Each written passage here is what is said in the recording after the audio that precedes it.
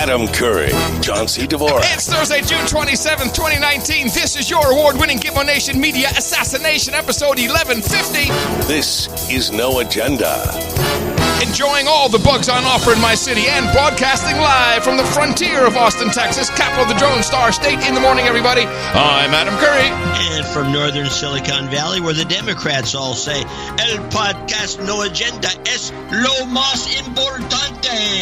I'm John C. Dvorak. It's Crackpot and Buzzkill. In the morning. Okay, we can all go home. You nailed it. And that's our show. Very good. Very good. I have to admit, I did double duty, but really chose for a different activity last night. Sex? Oh, God, I wish. No, second best thing. I went out to dinner with the former New York banker. Oh, good. Yeah.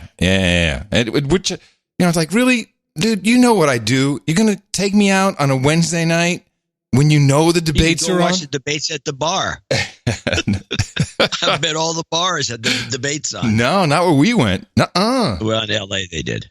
Oh, really? It would have been a very Austin thing, but he took me to a brand new restaurant. Okay. And let me tell you, this is big outside money coming into Austin. Look up Commodore, Comedor, Commodore in Austin. This is, I don't know how much they paid to build this restaurant. It is cool. Comedor? Yeah, Commodore. Austin? Yes. They got some like celebrity guys, I guess, and some kind of well-known chef. It's a Mexican restaurant, but it has a very specific hook, besides it being, a total kind of hipster place. Yeah. In architecture, I mean, seriously, the way they built this with, cool, they can open up the whole side of the restaurant, and they've got these, beautiful chain, looks very steampunkish. But is this the big brown building or the one next to it? What color is the building? It's brown. You just see brick in the front. It's it's brown. Anyway, it's giant. Their hook is they serve bugs. Oh, brother! How could I pass it up? Did you have any bugs? Of course I did. I had the ants and the grasshoppers. Oh God, doomed. Honestly, it was disappointing because they have one, because the girl comes over and she's like, well, can I help you with anything? So yeah, what has the grasshoppers? I've been to Mexico City. I don't know that I went to one of the better restaurants in Mexico City and they had bugs on the menu. Well, here's the disappointment. They got that weird mold that you get off of corn, but yes, they serve that as well. It's fungus, I think. Well, whatever it is, but it's really tasty. It's very tasty. I was disappointed. I'm thinking I'm going to see a grasshopper. I'm going to have to crunch this thing in my teeth. These were little baby grasshoppers, like they just came out of an incubator, little preemies. It was just a sprinkling on top. You couldn't really. I tried to take a picture. You can't really tell if it's great. Maybe it was just you could see an odd leg or two. But it was, a place like this it's a good cover for when it gets infested by cockroaches. And then the ants were on the dessert, on the ice cream. So they charming sprinkle a little dab, which interestingly, the New York banker turned his nose up at that. He tried it, went ugh. Whereas I tried him and I thought, peppery. Yeah, well, they're peppery. Yeah. So then you did double duty. So you came back and watched the debates after the fact. Yeah, I skimmed through it. Yeah, I knew this wasn't going to be much, and although for me it was kind of interesting to see the audio, the technical issues they had, I really felt bad. Well, everyone's laughing, and and of course, somebody's got their tit in a ringer. I know this feeling. There's a guy, and he's pulling his hair out, and they can't figure out why the routing from the IFB from the from the control room is routing through to the floor and probably in everyone else's IFB. Oh, and by the way, with these new rigs, I don't even know. I don't know if I could even operate one. They have this networking system. I don't even know. There's a name for it, and everybody uses it. Oh, it's the audio networking. Yeah, it all runs through. There's no more cables. No more cables. It's Ethernet. You can't go unplug anything. No, it's all Ethernet. So the routing matrix is completely digitized, and if it gets, this is why I felt bad. I couldn't really sit there with Schadenfreude going, ha, ha, ha, ha, you suck. Even though I understand why people think it's funny. But from a professional standpoint, I feel bad. Some guy, something happened, and I've been there so many times on this very show. So I did like the memes, though. Trump was tweeting all kinds of funny memes about, and of course, distracting from anything by just, highlighting the audio glitch. But also, everyone on stage, almost everyone on stage, they take themselves so seriously, and especially MSNBC and Rachel and Chip Chuck Chod cast. They're like, whoa, the debate we're participating in democracy. Oh, please, you stupid little dog and pony show. It's not even a debate. They can have 10 people and have a debate. Have you ever? You were a master debater, weren't you in school? I was always a master debater. I masturbated. Okay, here we go. Whoa! You can't even keep the joke alive. I know. I tried. Thank you. Let's start with this. You nailed it. You dropped the ball. You unnailed it. And you went off your merry way with Stacey Abrams. What? Yes. I remember this. It was about a year or maybe 2 years ago when you called out Castro as the go-to guy. No, incorrect. Yes. No, incorrect. It was Pennebaker, the professor in Austin, when he was accusing me and my then future wife of having white privilege and saying that the Castro brothers were going to be the ones. It wasn't me. It was from an OBOT dinner. Well, you brought it up. That's different. In fact, Castro was the guy who won. You think? I disagree. Well, you can disagree all you want, but if you read anything this morning, and if you watch the thing with a Democrat perspective, or you listen to the kids, now I'm going to play some clips from the teen panel. Can I just say one thing about Castro briefly? Last night, the only thing the former banker said about the debates was, well, this should be Castro's last stand. He should be out of there by now. And I have no idea. It came out of the blue. I didn't really ask him about anything. He pinpointed Castro as Castro's got to go. And I'm just taking this in for what it is, elite circles, etc. Oh, he's probably anti-bank or something. I mean, Castro's not going to get in anyway, but he's not going to go after this performance. Most people saw him as number one.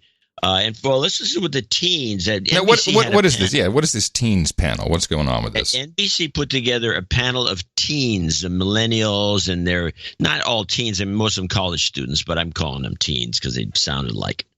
Give you an example of the teen panel. Here's a comment from one of the college panelists. This is a guy with probably an inflamed amygdala, Trump hater, I'm guessing, confused in general. And I want you to listen to this guy and tell me what he said after you play this clip, which is teen panel weird comments that go nowhere clip. I'm also very interested in the preventative care model that a lot of the Democratic candidates have seemed to suggest tonight, where we look at the root causes of the issue, whether that is gun control or immigration or healthcare. And we notice that there's a lack of economic opportunity, and there's also a lack of care services that are implemented throughout one's lifetime that might result in these really terrible social issues. What? Was I supposed to understand that somehow? That was very, very difficult.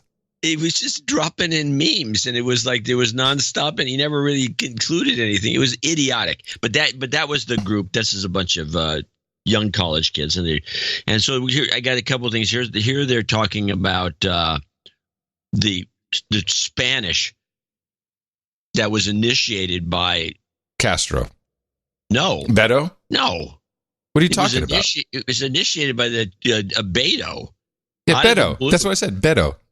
In the first round of questions, which had me take some notes on it, because there's a couple of things I noticed. One was Amy Klobuchar, when they first turned the camera on her.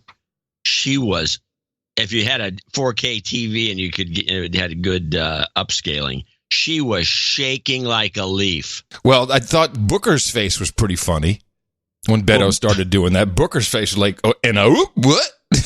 Well, Booker's face lit up when Beto O'Rourke started speaking Spanish, and so then Booker felt he had to speak some Spanish, and of course the only guy who could really speak perfect Spanish was Castro. And then the other one that really I thought was a pure fail was Tulsi. She's asked a question right off the bat. Her first question was a very specific question, and instead of even coming close to answering it, she goes off on her creds, on her bio, her background and how she went to the war a number of times, and she's the only anti-war candidate. It had nothing to do with it. So she was out. And then the other thing I noticed, the major thing I noticed, that this again would be NBC staging. Nobody was using apple crates. So you saw a midget, a dwarf, a big tall dude. I mean, it was horrible looking. It's interesting you say that. As I looked at the shot, and again, I didn't get home until 9:45. As I looked at the shot, I'm like, what? Something's wrong with this. And I couldn't quite pinpoint it, but you just nailed it. They didn't equalize the candidates. They didn't have to equalize them so they're even. No, but a little bit. A little something, because you got a 6'9" guy there. You got another tall dude.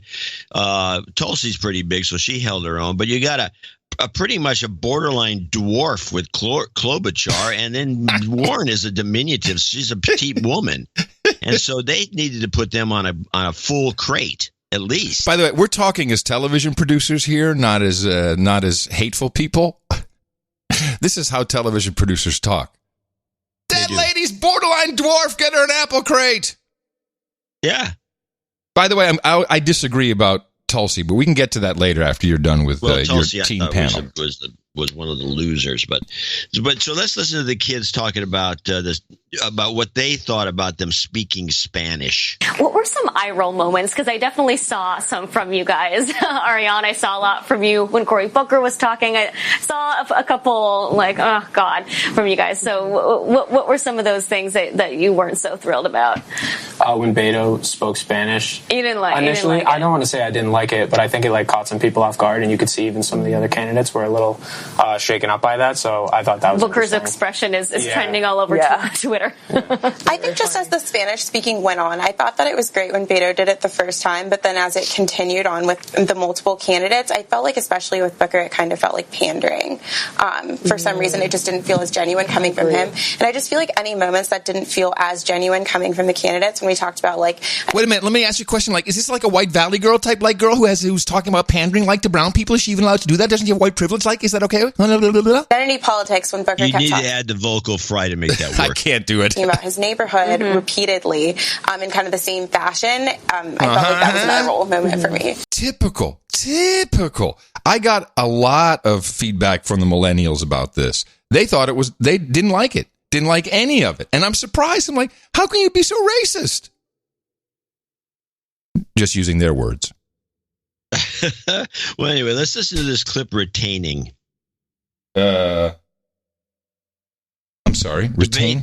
Debate teen panel. Oh, I'm sorry. Retaining. Yes, I got it. How we often have to try to balance the two, finding jobs or taking care of the environment and seeing what's going to happen in the future. So Elizabeth kind of talked about the Green New Deal, kind of helping those who are within these dying industries, helping them to retrain into newer industries. That way, they're not necessarily losing their jobs. They are simply moving into something else that would be able to help not only the economy, but to be able to help the environment. So that's actually a very interesting perspective.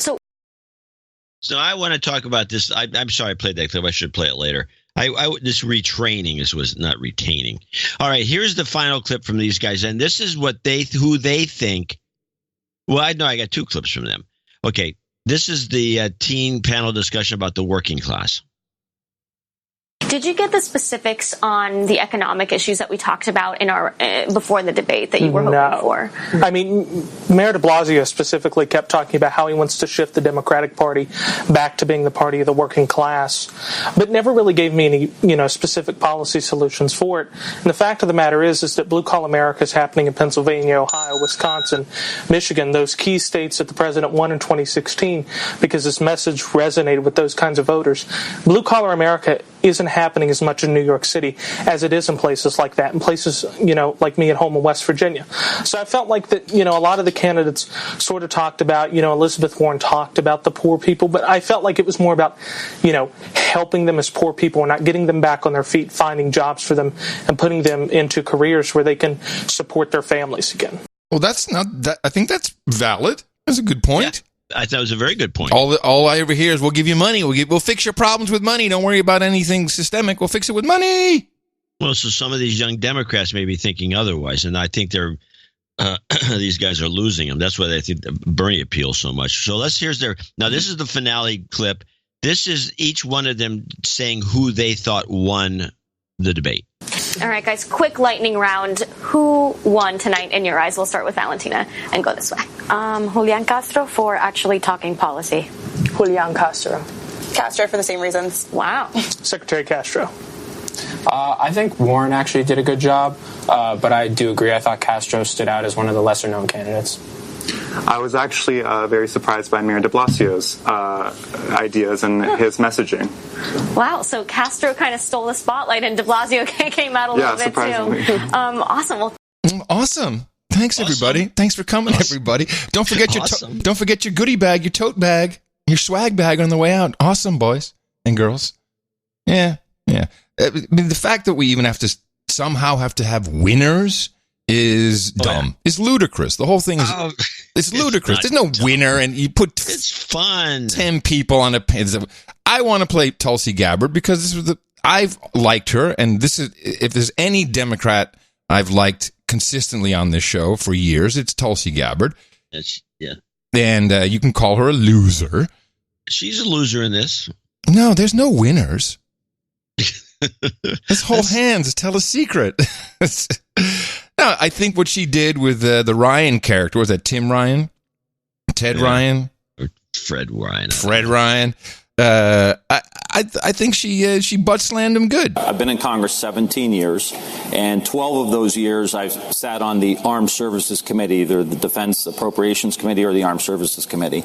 And the lesson that I've learned over the years is that you have to stay engaged in these situations. Nobody likes it. It's long. It's tedious. But right now so I would say we must be engaged in this. We must have our State Department engaged. We must have our military engaged to the extent they need to be. If getting a drone shot down for $130 million because the president is distracted, that's $130 million that we could be spending in places like Youngstown, Ohio, or Flint, Michigan, or rebuilding. Congresswoman Gabbard, I'm going to give you 30 seconds, actually, to jump off what he said. He described engagement as the problem. Is that what you will tell the parents of those two soldiers who were just killed in Afghanistan? Well, we just have to be engaged.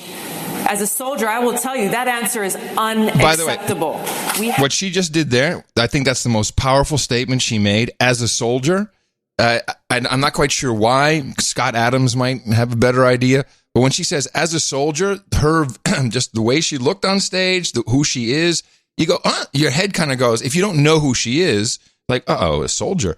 The search data, and I want to finish this clip, showed that she was the most searched for name after the debate, even during some of the debate, like across the country. Now, it's a Google map, so who the hell knows? You can't trust anything, but we'll just take it as a baseline. And I think that for her overall awareness, if the show's general consensus is she's raising her profile to take over Mazie Hirono's gig, I thought it was good, and to me, she needs to do that more often. Soldiers who were just killed in Afghanistan. Well, we just have to be engaged. As a soldier, I will tell you that answer is unacceptable. We have to bring our troops home. from Afghanistan. We are in a place in Afghanistan where we have lost so many lives. We've spent so much money that's coming out of every one of our pockets, money that should be going into communities here at home, meeting the needs of the people here at home. We are no better off in Afghanistan today than we were when this war began. This is why it's so important to have a president and commander-in-chief who knows the cost of war and who's ready to do the job on day one. I am ready to do that job when I walk into the Oval Office. Thank you very much. Listen now, Ryan is, and he had a look on his face, man. He's pissed off, so he does get 30 seconds. You felt like she was responding. You get 30 seconds. Very Go. good man. Fair enough. I appreciate that. I hear what you're saying. Thank you, Chuck. I would just say I don't want to be engaged. I wish we were spending all this money in places that I've represented that have been completely forgotten and we were rebuilding. But the reality of it is, if the United States isn't engaged, the Taliban will grow. And they will have bigger, bolder terrorist acts. We have got to have some presence there. The Taliban was there long before we came in. They'll be there long before we leave. Well, we cannot keep U.S. troops deployed to Afghanistan thinking that we're going to somehow squash this Taliban that has been there, that every other country that's tried I didn't say squash them. When we weren't in there, they started flying planes into our buildings. So I'm just saying right now, the Taliban didn't attack us on 9/11. Al-Qaeda did. Well, I understand. Al-Qaeda attacked us on 9/11. I understand. That's why I and so many other people joined the military to go after Al-Qaeda. The Taliban was protecting. I thought that was fantastic. No, that was good, but anyone could have done that because the guy's full of shit, that guy. But she's a soldier.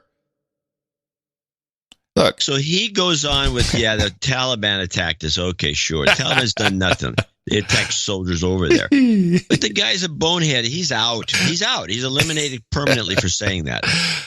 I like Tulsi. I thought she finally brought a little bit of fire. She needs to dial it up another 100%, and she could go somewhere. Yeah, she's not going anywhere in this election. She is going into the Senate, which would be a good spot. Somebody's got to get rid of this other woman. I got to root for somebody. Well, you should have rooted for your old pal Julian. It's not my old pal Julian. and I find from an American perspective, it truly is this. All the Spanish speaking is truly. I mean, why don't we just speak some Somali? You know, there's a whole bunch of groups we can talk to. Why doesn't everyone just get your Rosetta Stone and bone up on it? I mean, come on.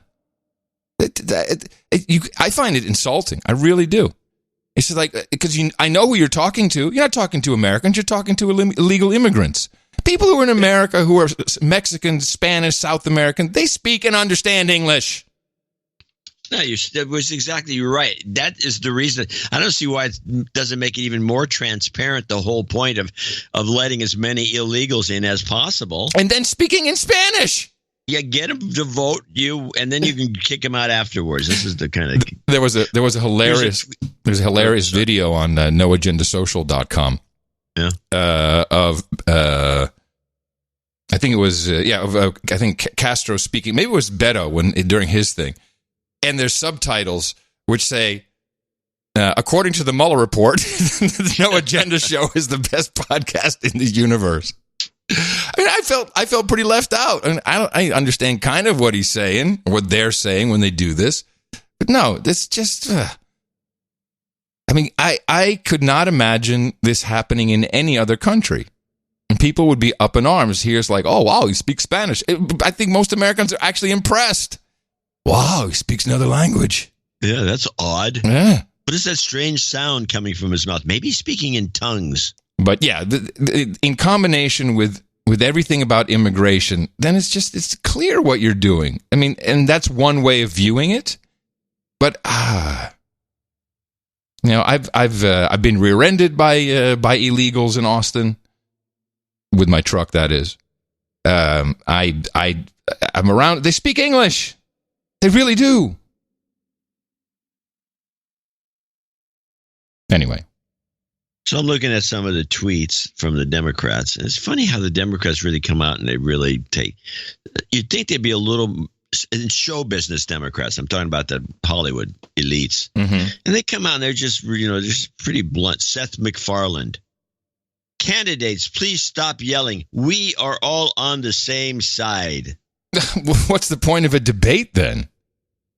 Yeah, what's the point? Mia Farrow, all the topic being discussed by these candidates are important. I feel proud to be a Democrat. Little flag. The banker was saying, he said, he had an interesting take on, he says, and this is why I said there's no reason to watch it. He said what Trump had and what Trump did is he took the two issues that no Republican would take on. At the time, believe it or not, it was immigration and China. And he just, because he had those two things, which everyone knows is common sense. Everybody, all sides, all Americans. And he just yelled those over and over again and forced everybody into it. You'll recall the immigration debate was forced by Trump. And that's what Trump takes credit for it. He reminds us of that. Right. So, before me, no one was even talking about this stuff. Now everybody's talking about it. So that's how these days, a political debate, that's how you get the points, is you've got to choose something that no one else really wants to talk about and then yell loudly over everybody else. That's what Trump did. He took two main issues. And therefore he was the winner from day one on that and just kept hammering and hammering and hammering. And everyone sees the logic of it, but everyone was afraid. Well, there's also a number of people who said, I don't understand why they didn't go after Trump more, even though they did a little bit. Jay Inslee, he said something negative. Jay Inslee, by the way, was the guy standing next to the right of Tulsi. Yeah. He's the governor from Washington State who has a one-issue thing, drum pound, which is climate change. Mm-hmm. And he had a shit-eating grin on his face from the get-go, and he just kept it plastered on there. So when you saw the camera angle with Tulsi yakking about something, or even anyone down the row, and you saw they kind of nicked his face at half profile, but just the front. Yeah. And you could see this dumb smile he had on his face. I thought it was like, so I mentioned this to Mimi. She said, oh, no, he always has a dumb smile. Oh, really? That's what he does. A resting bitch face. It's just stupid. Anyway, well, I found the whole thing to be... tedious, no doubt. It was a little tedious. Luckily, it was only 2 hours. I think tonight's will be a little better. Now, who has the debate tonight? Is that CNN? Is it CNN that is airing that tonight? Or is it MSNBC again? I think it has to be the same people. So tonight we have Biden, we have Bernie, we have is Buttigieg on this one tonight, or is he not? Yeah, no, he's on. And Mayor Pete is in trouble, man. I mean, I don't know if you followed the shooting in his town, in his hamlet where he is mayor. So there's only about 100,000 people in the town, and I actually have a little report about it. But the main thing is every single time they have video and audio or anything from Mayor Pete in this situation, he has his head bowed down. He can't really talk. He's almost like he's been gut punched. And if you listen to this clip, I have my reasoning as to why he feels so downtrodden. We have tried but not succeeded to increase diversity in the police department, and we need help. At home in South Bend, Indiana, Buttigieg was confronted by accusations of bias in his city's police force. Y'all got racism inside of your police department. How are we supposed to trust this? I am raising a 7-year-old grandson that when he sees the police, he is afraid. That is not what's supposed to happen. Racial tensions flared last week after a white South Bend police officer shot and killed a black man who was allegedly holding a knife. The officer was wearing a body camera, but it was not turned on. If anyone who is on patrol is shown to be a racist or to do something racist in a way that is substantiated, that is their last day on the street. Yeah, wrong answer, Mayor Pete. Buttigieg dropped off the campaign trail after the shooting last week. I just think it's my job. I don't know if it's smart or not. I don't know if it's strategic or not. But it's my city. Yeah, he's actually upset that he's out of the race. I mean, that's really what he's upset about. I'm just going to call it. He doesn't give a crap. I don't think he seems like a very ineffective leader. Yeah, well, I'm gonna call. You can call that. You're right, but he never was in the race to any extent except as a novelty. Well, he's one of the novelty act. Yes, one of the spook novelties. Spook novelty. He's not in the race for president anyway. He wants to move up to the state house or this governor or senator. It's just like Tulsi. These people, and I don't know how many of them are running that are on this, who I'd put in this category. Those two for sure. They're just running to raise their public profile, get some free airtime, and then run for Senate or something else. It does that. Of all the candidates, is there a single Black American? I think Booker is. He's brown, but is he ADOS? Or I think he's ADOS. I'm not so sure. I'll have to look into it. I'd be surprised if he wasn't. Well, tonight should be just as dumb, honestly. No, tonight will be better. It'll be great. I think tonight will be great because you're going to have to deal with Bernie. Bernie will sorry. Well, Bernie. I wanted to play a little jingle about Bernie. An oldie. Millennials, socialist Jews, but no love from the minorities. Bernie and the blacks. That's right, everybody. Bernie and the blacks. Bernie's got a big black problem. Oh, yes, he does. He's got no doubt a huge black problem. I have a clip. Yeah, that's why he can't win. Now, I got another bunch of panelists that came up on NBC that talked about the debates, and I kind of concentrate on NBC because they gave the debates. They had people backstage. They had the whole thing going on. And I've got three clips, but one of them is the most important one, I think, because they introduced, or one of the panelists introduced this term, which was actually brought up by, I can't remember which of the guys up there. Oh, I know exactly what you're talking about. Well, the term is reproductive justice. It was beautiful. And it was one of the panelists that threw it out there. It was Amy or I don't know who it was. No, it was a dude. It was a dude. Then it was de Blasio. Yeah, Troll Room might know. Yeah, I think it was de Blasio. Whatever it was, here's a little discussion of it. The post-show discussion? Yeah, post-show. It is also related to making sure that you can raise your family in a safe community, that you have access to health care throughout that child's life and your own life, and that they can rise up the socioeconomic ladder. So it's a more holistic approach, and that was a radical moment. To say reproductive justice in a debate. Yes. And Hillary Clinton did talk about reproductive justice in the 2016 campaign in a speech to Planned Parenthood, but I cannot recall her saying those words in a debate, and that's a big moment. So what did you think, Jackie? Did you feel like the issue, the women's rights and the issue around abortion was adequately addressed by the candidates? Yeah, I do, and I really did appreciate Amy Klobuchar's zinger back at Governor Inslee. You all called it mansplaining. Yes. Was there mansplaining going on? But perhaps a little bit so.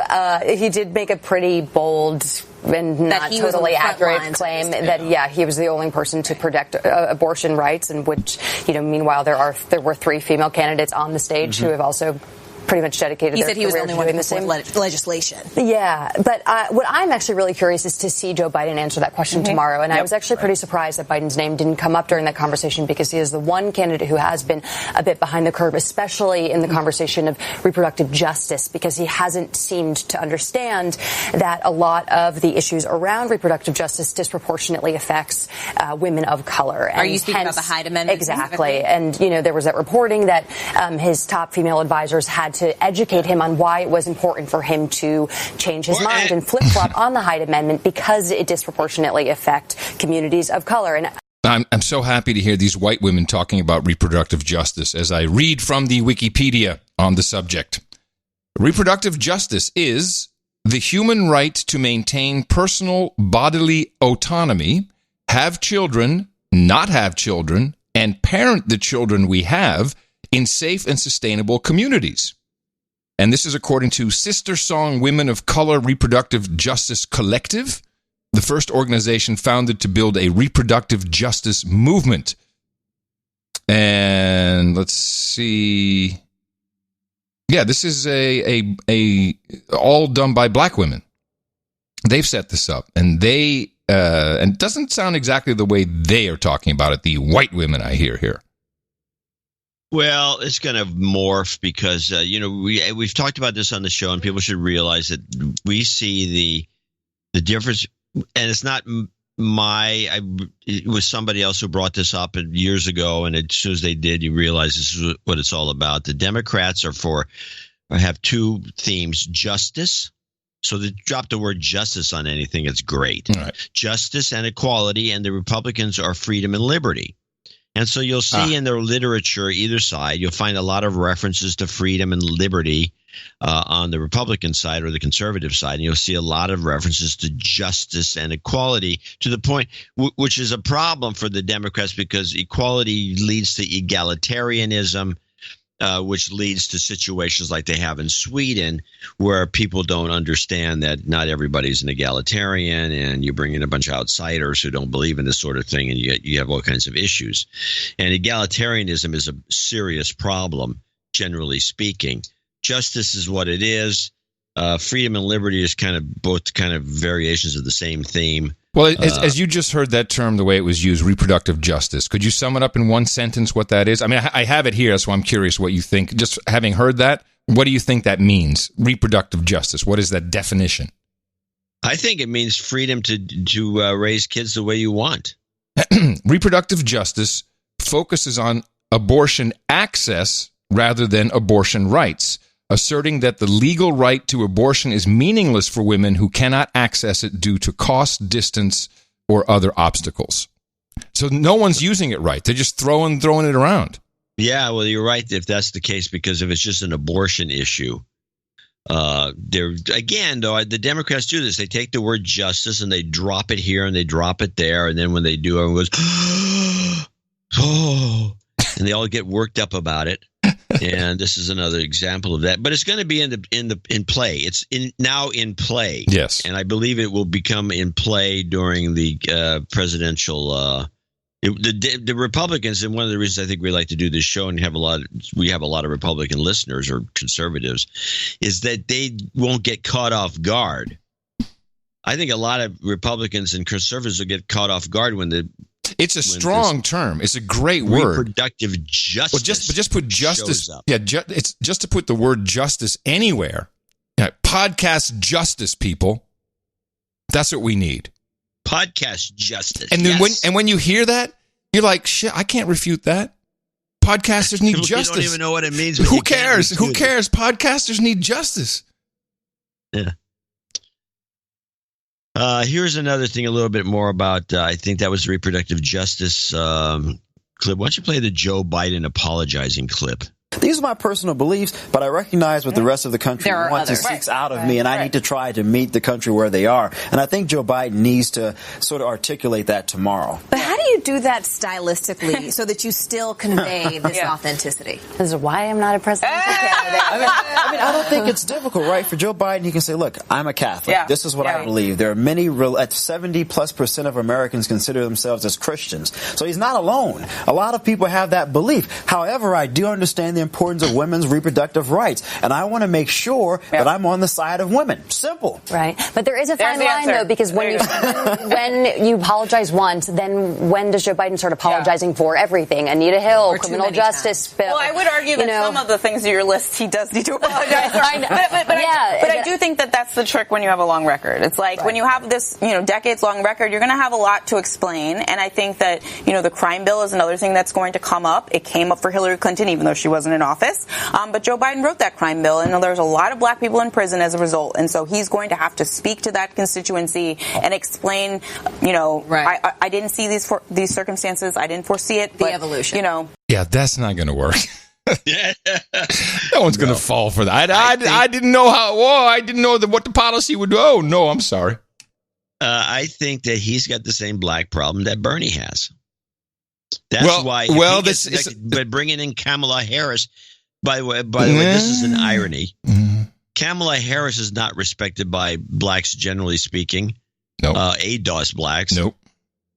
But Bernie doesn't. I'm not Bernie. Actually, Bernie and Biden, neither one of them know this. They don't have a clue. I mean, well, let's be realistic. Allow me to play a clip about Bernie from Antonio Moore from ADOS.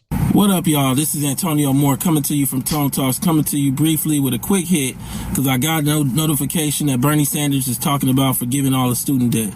While on one hand, you can see that it's totally commendable. If you don't give it context, you don't understand that this is the same man that has talked about not giving cash payment for reparations, that's talked about the cost of reparations. I understand that student debt is forgiving them $1.5 trillion in debt and primarily will go to white folks because of the amount of them that go to college versus us. Fundamentally, my belief is that even as somebody who has 6 figures in student debt, that you don't forgive that debt until you make your debts whole regarding reparations. Don't give black families reparations to white middle class and white upper class families that took on student debt. It just doesn't work that way. I say to you today, what I believe should happen is that Bernie Sanders should come out in support of reparations first, that Bernie Sanders should commit to a $10 trillion reparations plan to be paid over 10 years, $1 trillion a year, only to ADOS, American descendants of slavery, to make these families whole, and should guarantee an apology for slavery if he does become president. After that, he can do a $1.5 trillion student loan forgiveness plan, which I'll be in full support of. So, he, Elizabeth Warren, Kamala Harris, and does Biden support the canceling of student debt yet? Is he on the debt train, or is he done? No, he has not actually, and I could be wrong, but as far as I know, he's not, and I don't think he will. And by the way, this is one of the main figures of the American descendants of slavery. What he's doing is YouTube from his car, and I sent a message out, said, you really should get on a stage. This is not going to get attention doing YouTubes from your car. That is not how you get a movement. YouTubes from their car. It's not how you get a movement going. So it doesn't matter. They don't need him. Got everybody else. The student debt cancellation is beautiful. All the kids love it. All the kids, except for the kids who chose not to go to college, who were saying, whoa. Or the kids who paid off their student debts. Mm-hmm. They're not going to be too pleased with this. That's the problem with this kind of, jubilee or any kind of debt holiday. It's like, wait a minute. So I should have just been a slouch and never paid anything, and I'd be home free. That's what you're saying. You're encouraging that. That's why it doesn't work. Well, here's what was interesting. Last night, my dinner with the former New York banker, he schooled me on MMT, which I know you've been looking into, which is this modern monetary theory. Yeah. And the idea is you can print a hell of a lot more money than we're doing right now because it doesn't matter. And he made a very compelling argument, which he compared it to Japan, really. He says, look, what do you call the liquidity trap? He says, it turns out, and he knows a lot. I mean, he was in the sovereign wealth sector, so he knows a lot about global economics. He said, we can print trillions more. It does not matter. And no matter how I parade, he had an answer. And I know you've looked into it. And it seems that unlike what everyone from the Austrian School of Economics thinks, that it does indeed work, and that we could fund the debt cancellation. We could put in another $30 trillion into Green New Deal. We could do some reparations. We could do anything we want because it does not matter. Your take, John C. Dvorak. Well, I think people are looking at this about modern monetary theory. They're looking at it from the wrong perspective. First of all, it's not about how much money is in circulation or anything like that. It's about income inequality.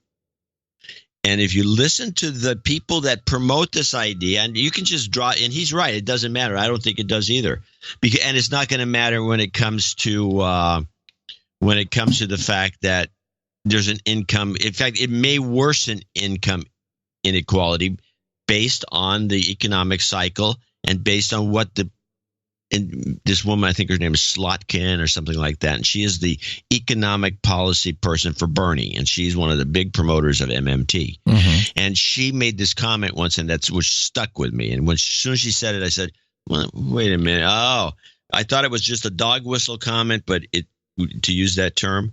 But then I realized it's not. She said income inequality was lessening. It was getting better. It was getting better and better and better until 1980. That's the dog whistle. 1980 is a code word for Reagan. Reagan, yes. Trickle down, trickle down. Reagan and the Republicans got in, and then the income inequality got worse and worse. And then if you look at the cycles, apparently it was worsening just before the Depression, which is the giveaway. In 1929, income inequality, or 1928, it was horrible.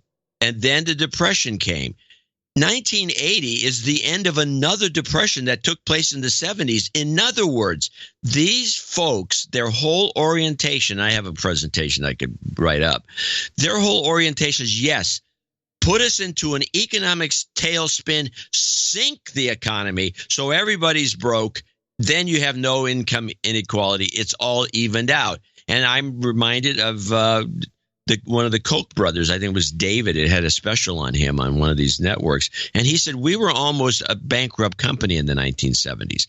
Everybody in the 1970s was going broke. There was no wealth whatsoever. I went through it. And that's when income inequality starts to shrink. Of course it does, because everybody's broke. And then 1980 comes along, and as prosperity starts to grow and grow and grow, income inequality starts to grow and grow. And that's just going to always be the case. So unless you want to put us in a perpetual depression where everybody's broke.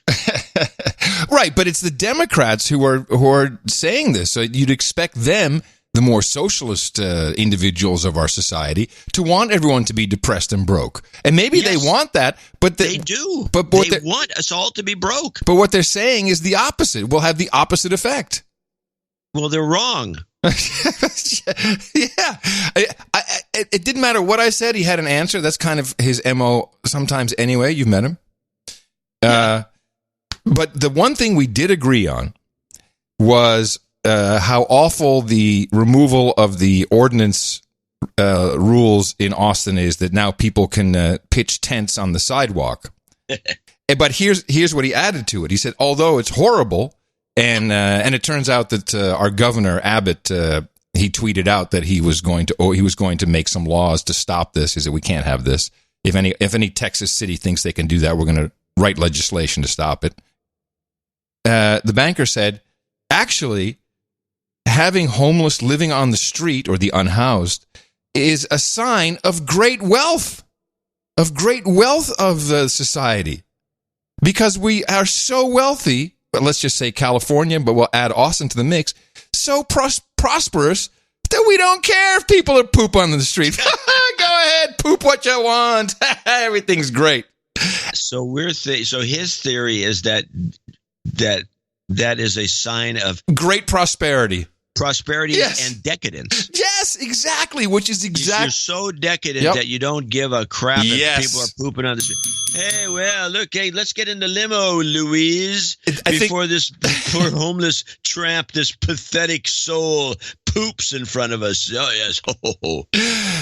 I think it is the term that, what is the term?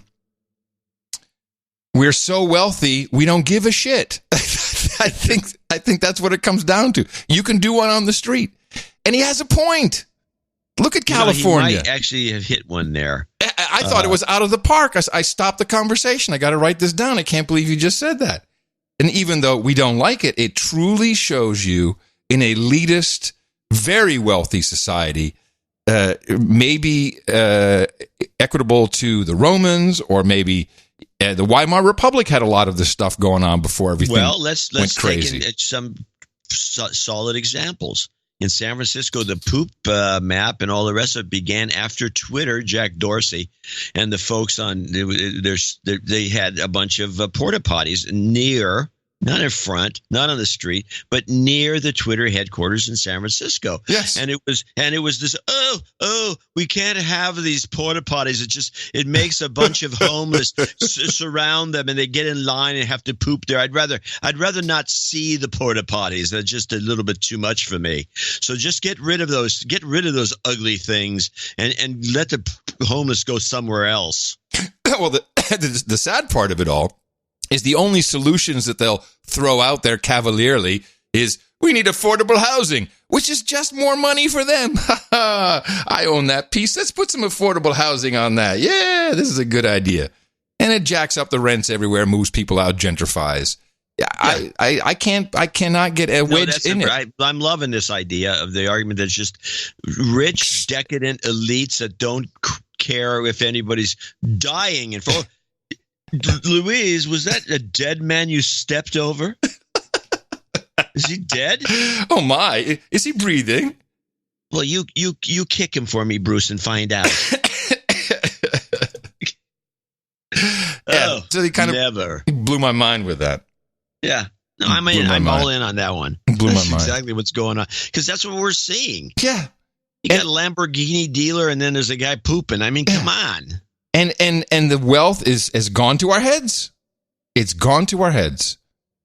Because the people who aren't super rich and don't mind this, feel kind of powerless. I'm doing okay. Let me just not rock the boat here. I'll just step over it. Yeah, I'm fortunate. I've got privilege. And by the way, most people pooping on the streets of Austin are white. Just so you know.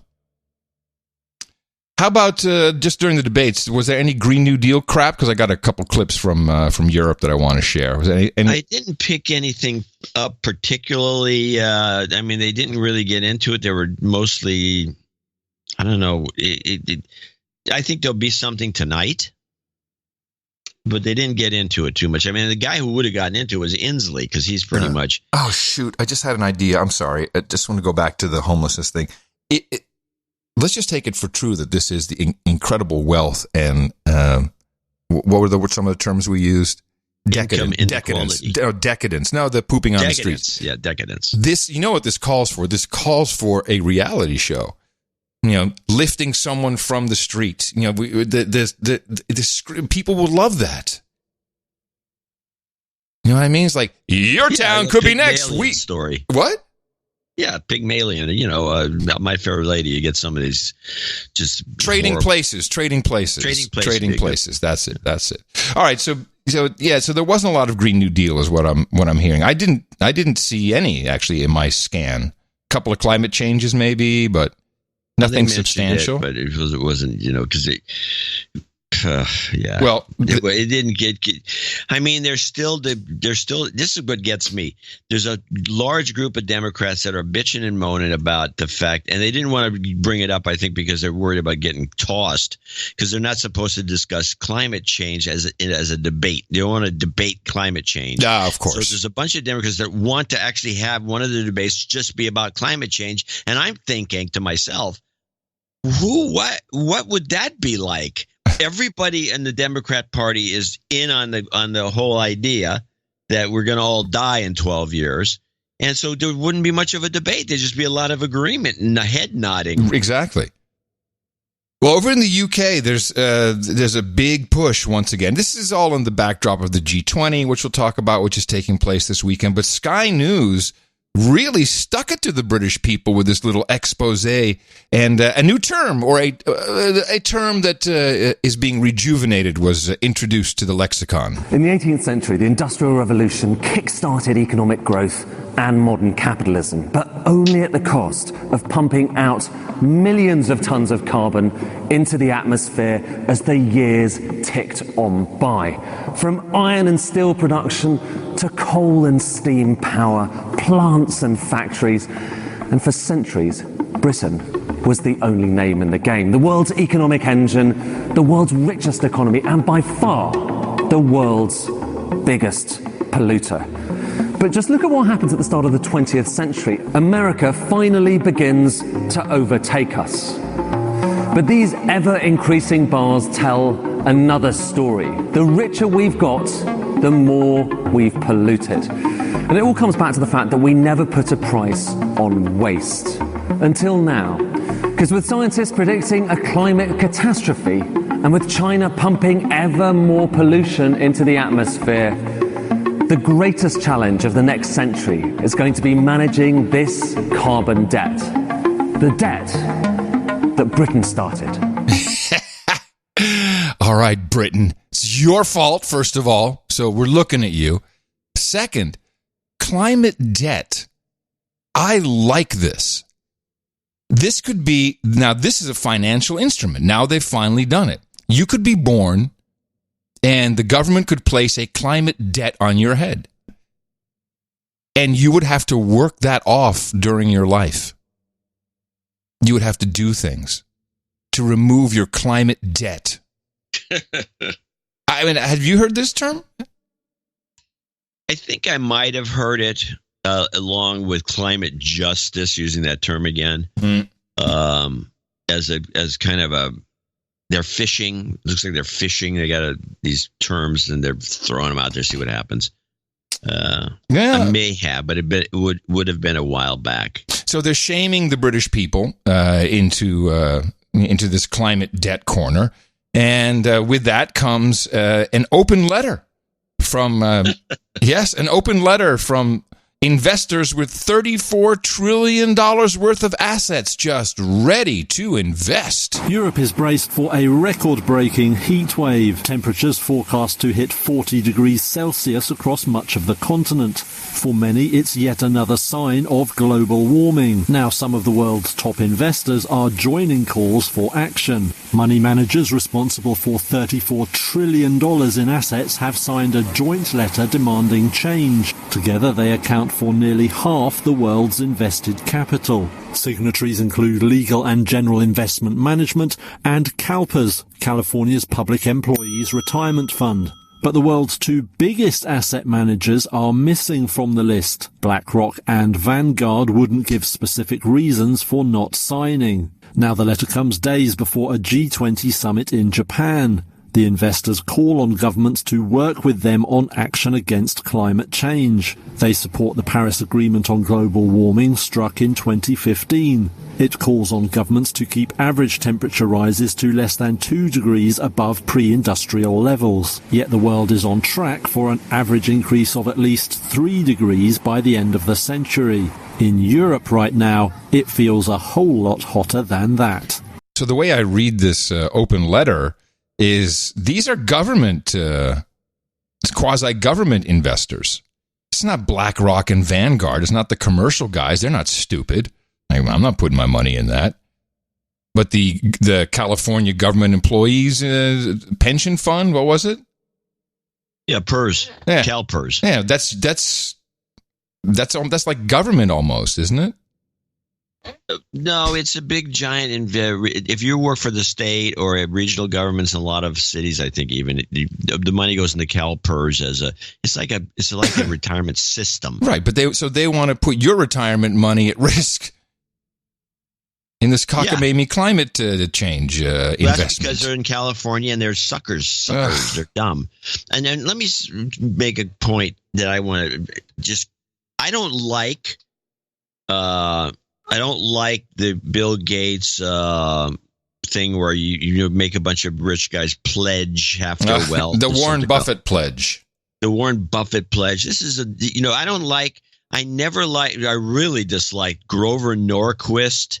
And he had this piece of paper he made Republicans, conservatives sign during Bush's administration. And it was a tax pledge. You never raise taxes. And you write this, you sign this pledge. I don't like people signing these pledges. I don't like organizations signing them. I think it's like, why are you doing it? Don't you have, control over your own future? Why would I be shamed and say I'm worth worth 10 billion, and I'm now going to be shamed into signing away 5 billion of this? Oh, that's easy one.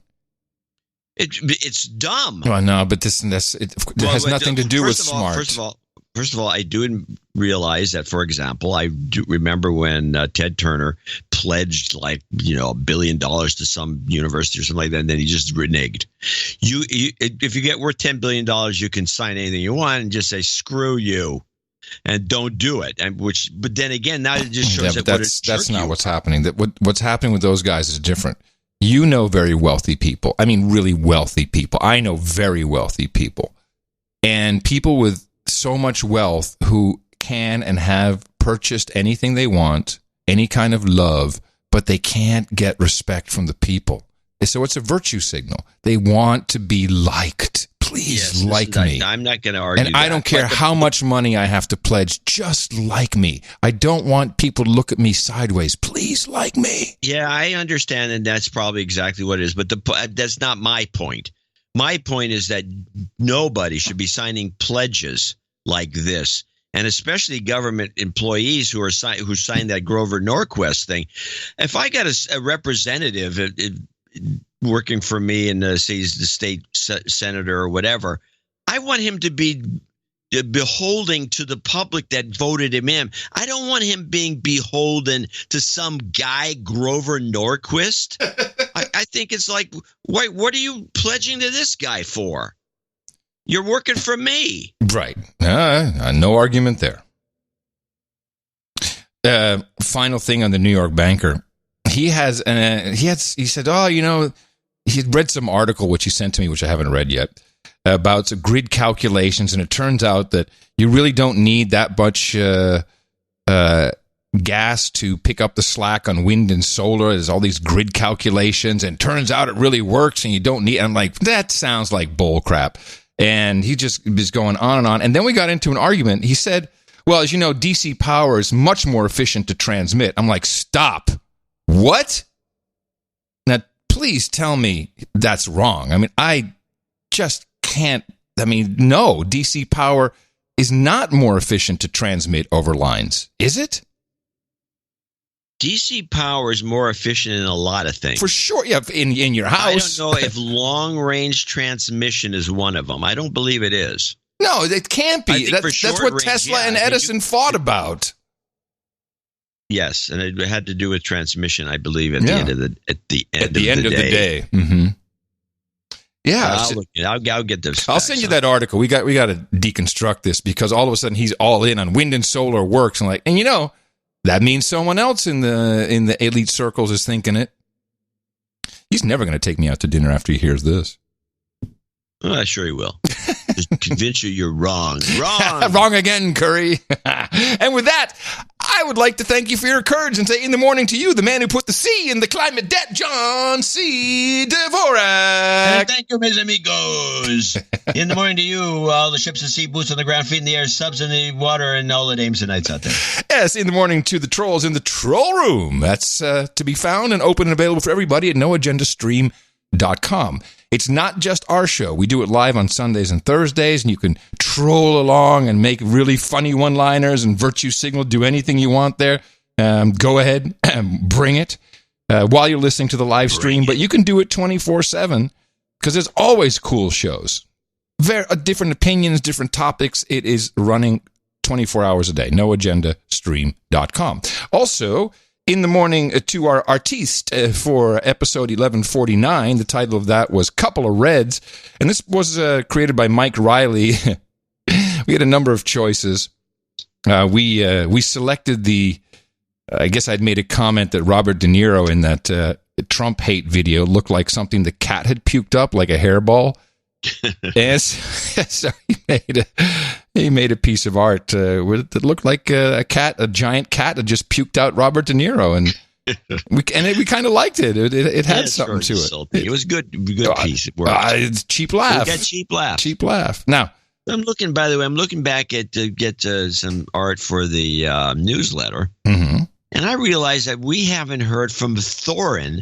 One of our most prolific artists. Yes, you're right. I think he's overboard. Could be. It could be. I'll tell you something. I'm going to see other ones that I've noticed that just kind of went overboard, or they're stopped producing, or they just gave up. Thorin had a lot of hits, and it was like, but he just stopped. I was out in the front yard yesterday, and my neighbor Steve comes over. Now, as you know, we moved into this beautiful little area, small little cul-de-sac, and I'm not walking around for any reason in Austin going, yeah, I got a podcast, you should listen. It's like, I don't know what people are thinking. I do that. But we plan to live here for a long time, and I want people to, cause if you listen to our show for 15 minutes, it's some people may get the wrong impression. So I'd never mentioned anything. Steve comes over. He says, hey, how was the honeymoon? Steve's a Vietnam vet. He's I think he's probably around 70, in his 70s, retired. And how was your honeymoon? Yeah, it's great, shape. Well, I got to tell you, I'm a douchebag. What? Said, yeah, I'm a douchebag. I've been listening to your show. And I'm like, okay. He said, I really like it. He says, I don't like Trump. He said, I want America to win. So a lot of people hate Trump, but that was funny. You guys are good. Like, wow, how about that? Wow, the next door neighbor. Yeah, thank goodness. Because I think Steve kind of the cop, or he's the guy growing pot. No, yes to all of those. No, the cop's on the. I haven't approached the cop yet. She's cool. There's an Austin couple for you: a police officer and a heavy metal drummer. It doesn't get much better than that. Anyway, so the heavy metal drummer's the guy who came up to you? No, Steve is the veteran. Is the Vietnam vet from the other side. Not a next door neighbor. I'm sorry. Yeah, is he a next door neighbor? He's on the other side. Well, wait, you got a cop and a heavy metal drummer there living together? Yes, that's the couple on one side. Oh, this is what confused me. Yeah, no, that's one side, and the other side is he lives with not his partner but his friend, and that's also a vet. He's a Iraq war vet. So I think they just share the house. But everything about Steve didn't tell me that he was gonna, hear anything about Trump and like it. So I just don't mention these things to people. Oh, so he's like a old, unreconstructed hippie Democrat? Possibly. Yeah. But not an I mean, he went to war for us. He served the country. So he's not that much of a hippie Democrat. But I don't know if he's anything other than my neighbor and a nice guy. Then he's a douchebag. I said, no, Steve, you're the emergency contact for anything happening here. You're not a douchebag ever. There you go. Welcome to the show, sweet. Steve. Yeah, sweet tale. Yes, thank you. Oh, can you talk just a split second longer so I can go get the paperwork? Oh, okay. Yes. And I'm kind of all. What else did the banker say? The banker didn't have that much else to say, but yeah. Peppery. That's all I can remember. Peppery is what it was. Hey, I came to the meeting today with all my stuff in order. Pros can fill. All right, here we go. So let's go with our number one guy today is Sir Anonymous. Oh, he's back. Dog. He's every month he comes in. Sir Anonymous of Dogpatch in Lower Slobovia, everybody. Lower Slobovia, $1,202. This is 1202. Holy crap! Now again, we have no idea what the meaning is of this. Did he send you a note with it? Of course, he always sends a note. All right. Oh, we love his notes. We love his notes. Thank you to and the many producers that make this show the best podcast in the universe. By mailing rather than emailing, I'm avoiding AI flagging this statement as hate speech. After all, it claims all other podcasts are inferior. Yeah, that is hate speech. It's true. It's hate speech. It's true. On a recent show, you discussed offering naming rights for Adam's new studio. Okay, here we go. This is what he's about this time. We want to give you a lecture on this. Oh, here we go. Naming rights are a complicated matter. Can the name be offensive? Can it be commercial, sponsored by a firm with its baggage? How long does it continue? A show, a week, a month, a quarter? What if two sponsors want the same show for their anniversary, birthday, or other special day? What is the minimum price for naming? Should it be more than a knighting? More or less than executive producership? After reflecting on these issues and on Adam's commiserating that dogs, dog waste, homelessness, scooters, and millennials drove him from the town center, naming rights seems superfluous. It sounds like the end of Austin. All right, so this is now the Lower Slobovia studio. That's what I'm naming it from now on, Lower Slobovia. I think we kind of nixed the whole idea of the naming rights. It was a fun thought for a moment, but I see nothing but hurdles and traps. I'm really not interested. Yeah, his point is well made. let's use the word. It's problematic. Problematic, indeed. Problematic. We want people to value what we do and send us value for that, not for some advertising hustle. Yeah, exactly. We'd rather be poor. I would, at least. I can't speak for you. Yeah, well, Anonymous comes in next at 666.66. So we actually have 2 Anonymouses in a row.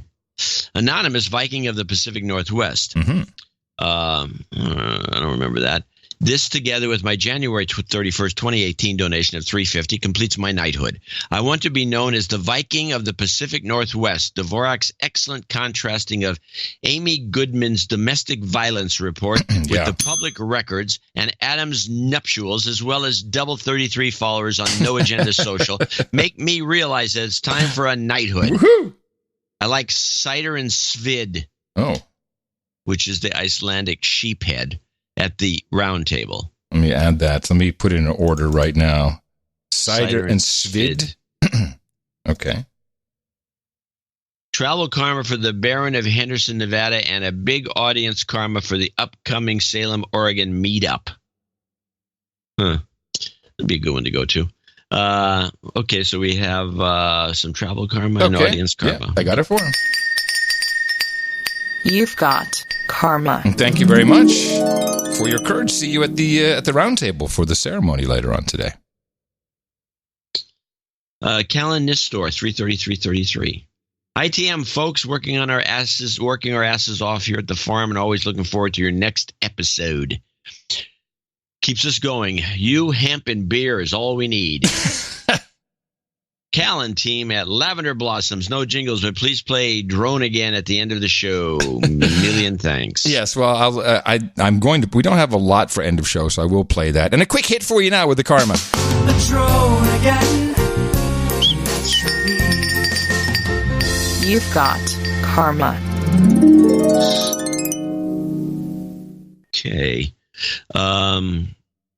Sir Jeffro of the Rock Wall, $250. Hi, John and Adam. I just realized I haven't donated since attaining knighthood back in December. Shame on me. I hope this donation will help with the sluggish time. June. As a cybersecurity manager, I love your debunking of the media's manipulation of hacking glitches and whatnot. And such. I'm sure the election cycle will give you plenty of opportunities to tear down misinformation in that regard. Yes, it will. This is one of our specialities. Congrats to Adam and the Keeper, and I wish them eternity of happiness. As for jingles, if you can please throw a Manning money shot, just send your cash. Thanks.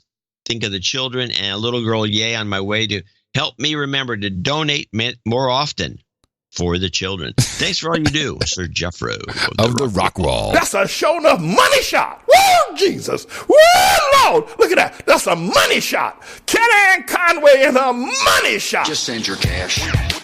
We just need cash. We can't take that to the bank. Oh, won't somebody please think of the children? Wow! You've got karma. And thank you very much, Callan Nistor. I mean, Sir Jeffro. Sir Jeffro of the Rock Wall. We have Andrew Jones, Baron of the America's Mountain. 23456. He wrote in a card. He had a card. Nice, very pretty card with some ponies on it. From Blazes, a photo by Eileen Scahill. Fine Art, New Mexico. Okay. Jeb and Alan. Another meetup in my protectorate is long overdue, so I'm organizing one. The details: who, all producers, slaves, donors, boners, and most assuredly the esteemed assemblage of the round table. Where? Phantom Canyon Brew Pub, Colorado Springs, Colorado. When? July 19th, 2019, 6 to 9 p.m. Mutton, unlikely. Mead, probable. Further information at noagendameetups.com. Napping for humanity now more than ever. M. Andrew Jones, Baron of America's Mountain. Out. I like the shorthand. It's on the list. We will add it to our meetup rundown, and thank you for your courage and for your support. Nap for humanity. Did he want a karma? No, He didn't want anything. Yeah, I'll give him one. You've got karma. And that will be a meetup. Get it? Meetup. All right. That concludes our group of associate and executive producers for show 1150. I want to thank them all for making this show possible. And each of you receive a full credit for your support in this regard. If you're an executive producer or associate executive producer, please accept this. Take it with you. Put it places that people can see it. When you display this, it gets you chicks. And dudes sometimes. It's a useful thing, I'm telling you. And thank you so much for supporting the work. And we'll be thanking more people in our second segment. And, of course, we'll be back on Sunday with another show, which you can support by going to Dvorak.org/NA. We break it down for you twice a week on Thursdays. You need to propagate. Our formula is this. We go out, we hit people in the mouth.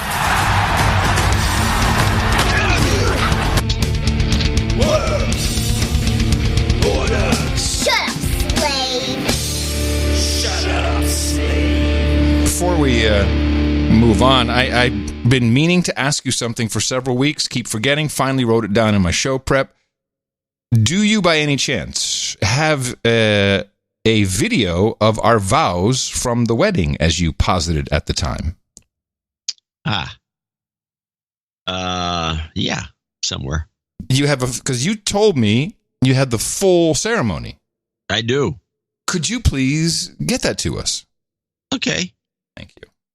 I was worried because I heard that you were taking pictures, but you got home and all you had was a whole bunch of videos of like a second because you had left it on the video setting.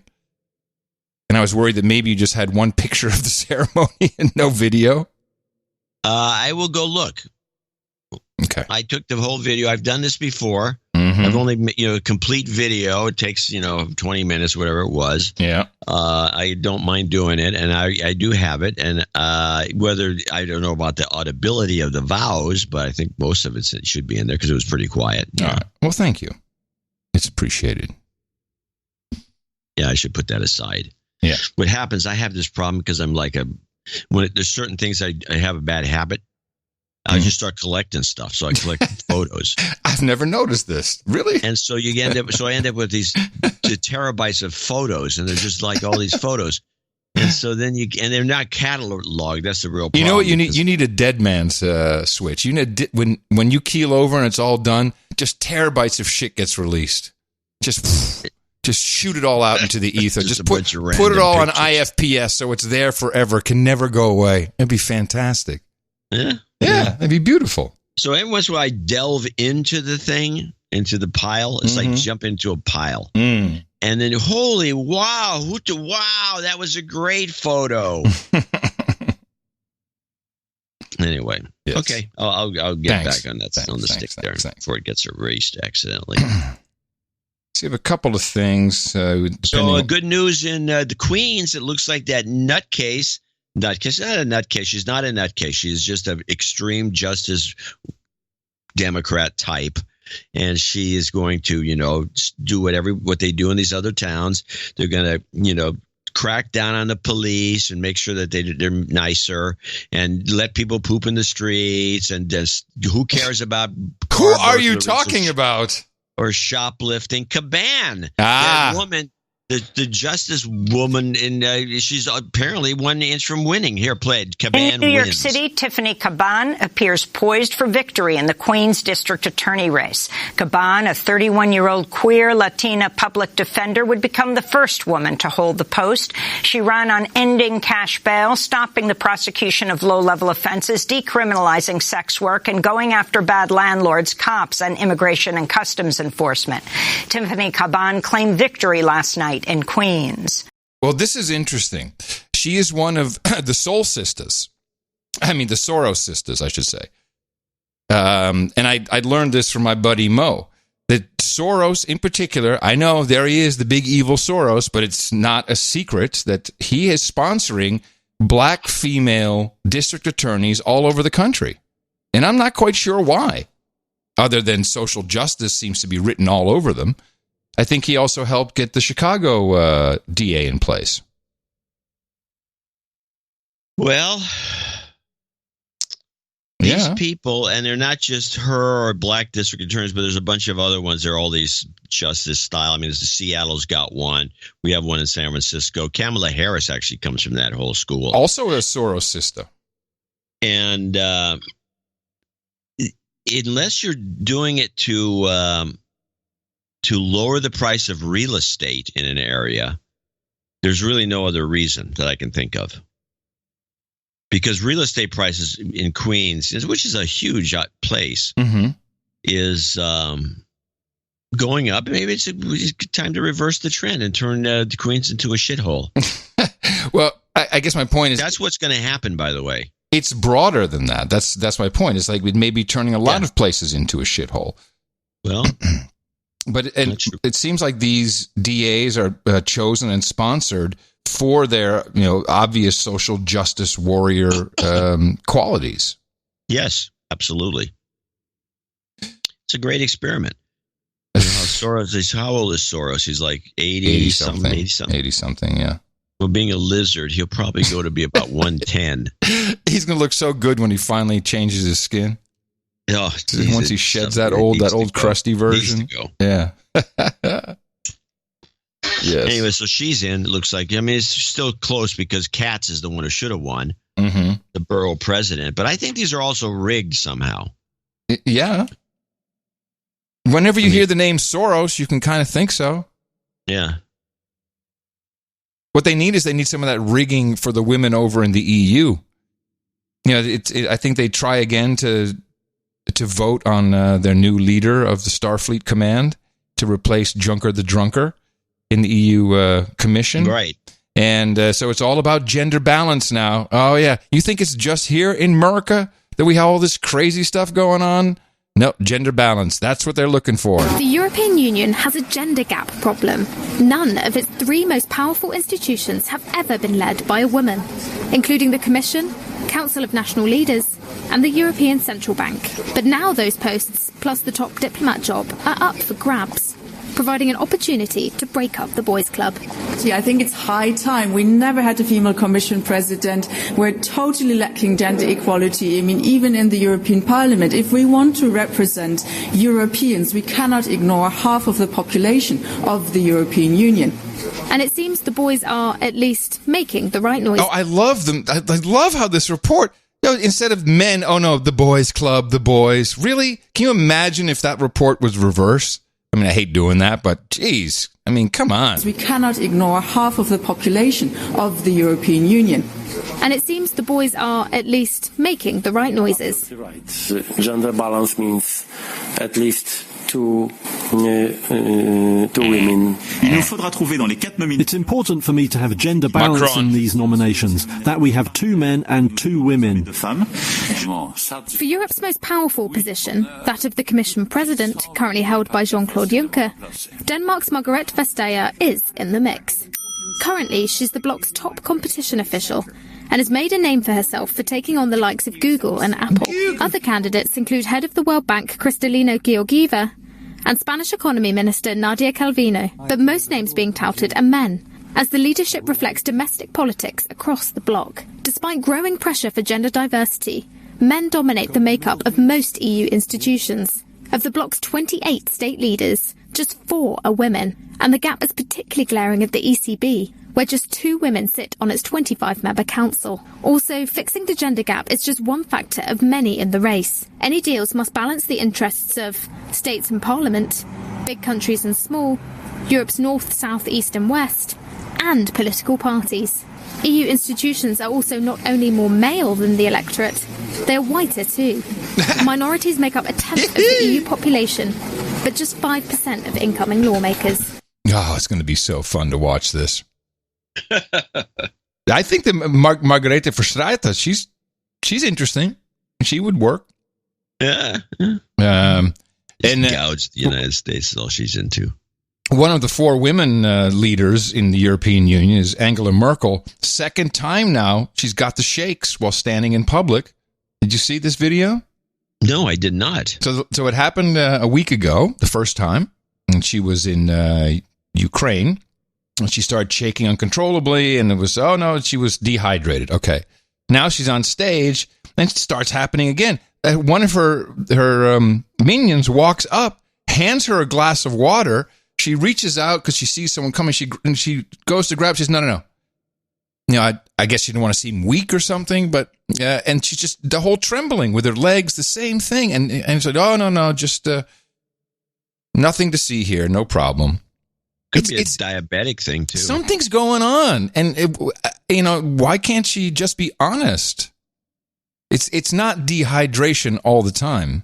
And, if it's dehydration that dehydrated. and you refuse the water that someone brings to you, it's embarrassing. Maybe she's got the DTs. What's the DTs? That's an old phrase. A few people out there know what I meant. Delirium tremens that you have when if you're an alcohol addict or even a heroin addict would be DTs. Oh. So she's she's addicted to, she's an alcoholic or a drug addict, and she's trying to get off it, and she got the shakes, and she's seeing mice coming out of the walls, and God knows what else is going on. Mm. It doesn't sound good. So there's a lot of technology stuff we can talk about. Oh, maybe we just do this E. Jean Carroll for a moment in the Trump rotation department. Oh, yeah, if you want. Yeah, why not? It was kind of funny.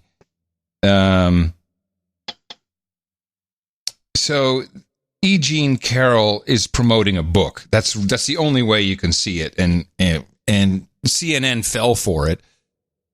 She has written about her sexual trysts.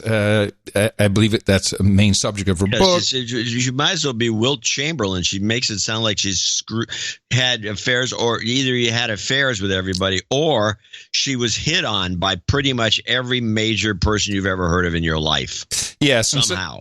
And so the headline is, "I was raped by Trump," but that's not her words. In fact, she doesn't even like the word rape. She thinks it has different connotations. I think she's a pathological liar. She may be a very good writer, but she's definitely just full of it. And I think that this may have been... I don't think there's any doubt about that. I think she may have had her own fantasy, and whether it happened or whether she wrote about it. But she's promoting a book, and they all fell for it. Everybody has CNN #1 on every single show. They want to believe these things. They really do. They so want to just, please give it to me. And, of course, that it did not end well for Anderson Pooper. You don't feel like a victim? I was not thrown on the ground and ravished. Which the word rape carries. Even saying I was not thrown on the ground and ravished. Ravishing is not the same as being brutally raped or raped. Ravishing is, the way I understand the word, is more a term of extreme passion. But, so just to show you right off the bat, this woman is not thinking what Anderson Pooper's thinking. You don't feel like a victim? I was not thrown on the ground and ravished. Which the word rape carries so many sexual connotations. This was not sexual. It hurt. Well, I think most people think of rape as a... What Pooper's trying to say is, it's supposed to hurt. Don't you know that? Well, I think most people think of rape as it is a violent assault. It is not. I think most people think of rape as being sexy. Let's take a short break. Think of the wait for it. She says that? Yeah, wait. Yeah. Rape fantasy rooms. Mm-hmm. It is a violent assault. It is not. I think most people think of rape as being sexy. Let's take a short break. Think of the fantasies. We're just going to take a quick break. If you can stick around, we'll talk more on the other side. You're fascinating to talk to. Oh my God. And you can just hear the control room flipping out. Here, I'll tell you exactly where they start freaking out. It is a violent assault. It is not. I think most people think of rape as being sexy. Go to bed. Let's take a short break. Think of the fantasies. We're just going to take a quick break. If you can stick around, we'll talk more on the other side. Yep. You're fascinating to talk to. Now. Okay. We haven't done this for a while, but I am going to give you a clip of the day for that, because that is just too hilarious. Clip of the day. But it gets better. Listen. It can't get better. Yeah, it does. This is here she is on the Joy Reid show, basically telling her story. So he goes like this towards the dressing room, and the odd thing is the dressing room door was open. In Bergdorf's, as you know, and on the counter were these fancy lingerie boxes that they used to have back in the 90s. Yeah. So I walked in right in front of it, and he shut the door and banged right against the wall. So immediately upon walking into that dressing room, he attacked you? Against the wall. Yeah. Right against the wall. Many people, and you should have been included in this, thought this sounded vaguely familiar, this scenario, this plot. And if you are a Law and Order fan, Special Victims Unit, you might have thought this. Did anyone want to role play a rape with you in a public place? Yes, there was one, a bit plain, and it was not her fantasy, it was mine. Okay. Yeah. Role play took place in the dressing room of Bergdorf's. While she was trying on lingerie, I would burst in. Hold on. It's like, whoa. And she's written for a lot of TV stuff, so I wonder if that just kind of crept in. But at some point, some writers seem to lose contact with reality. Mm-hmm. And they're writing, Woody Allen has done a couple of movies about this phenomenon. And it's like the stories that you write about, as you think they actually happened, and because they're so graphic. I don't know.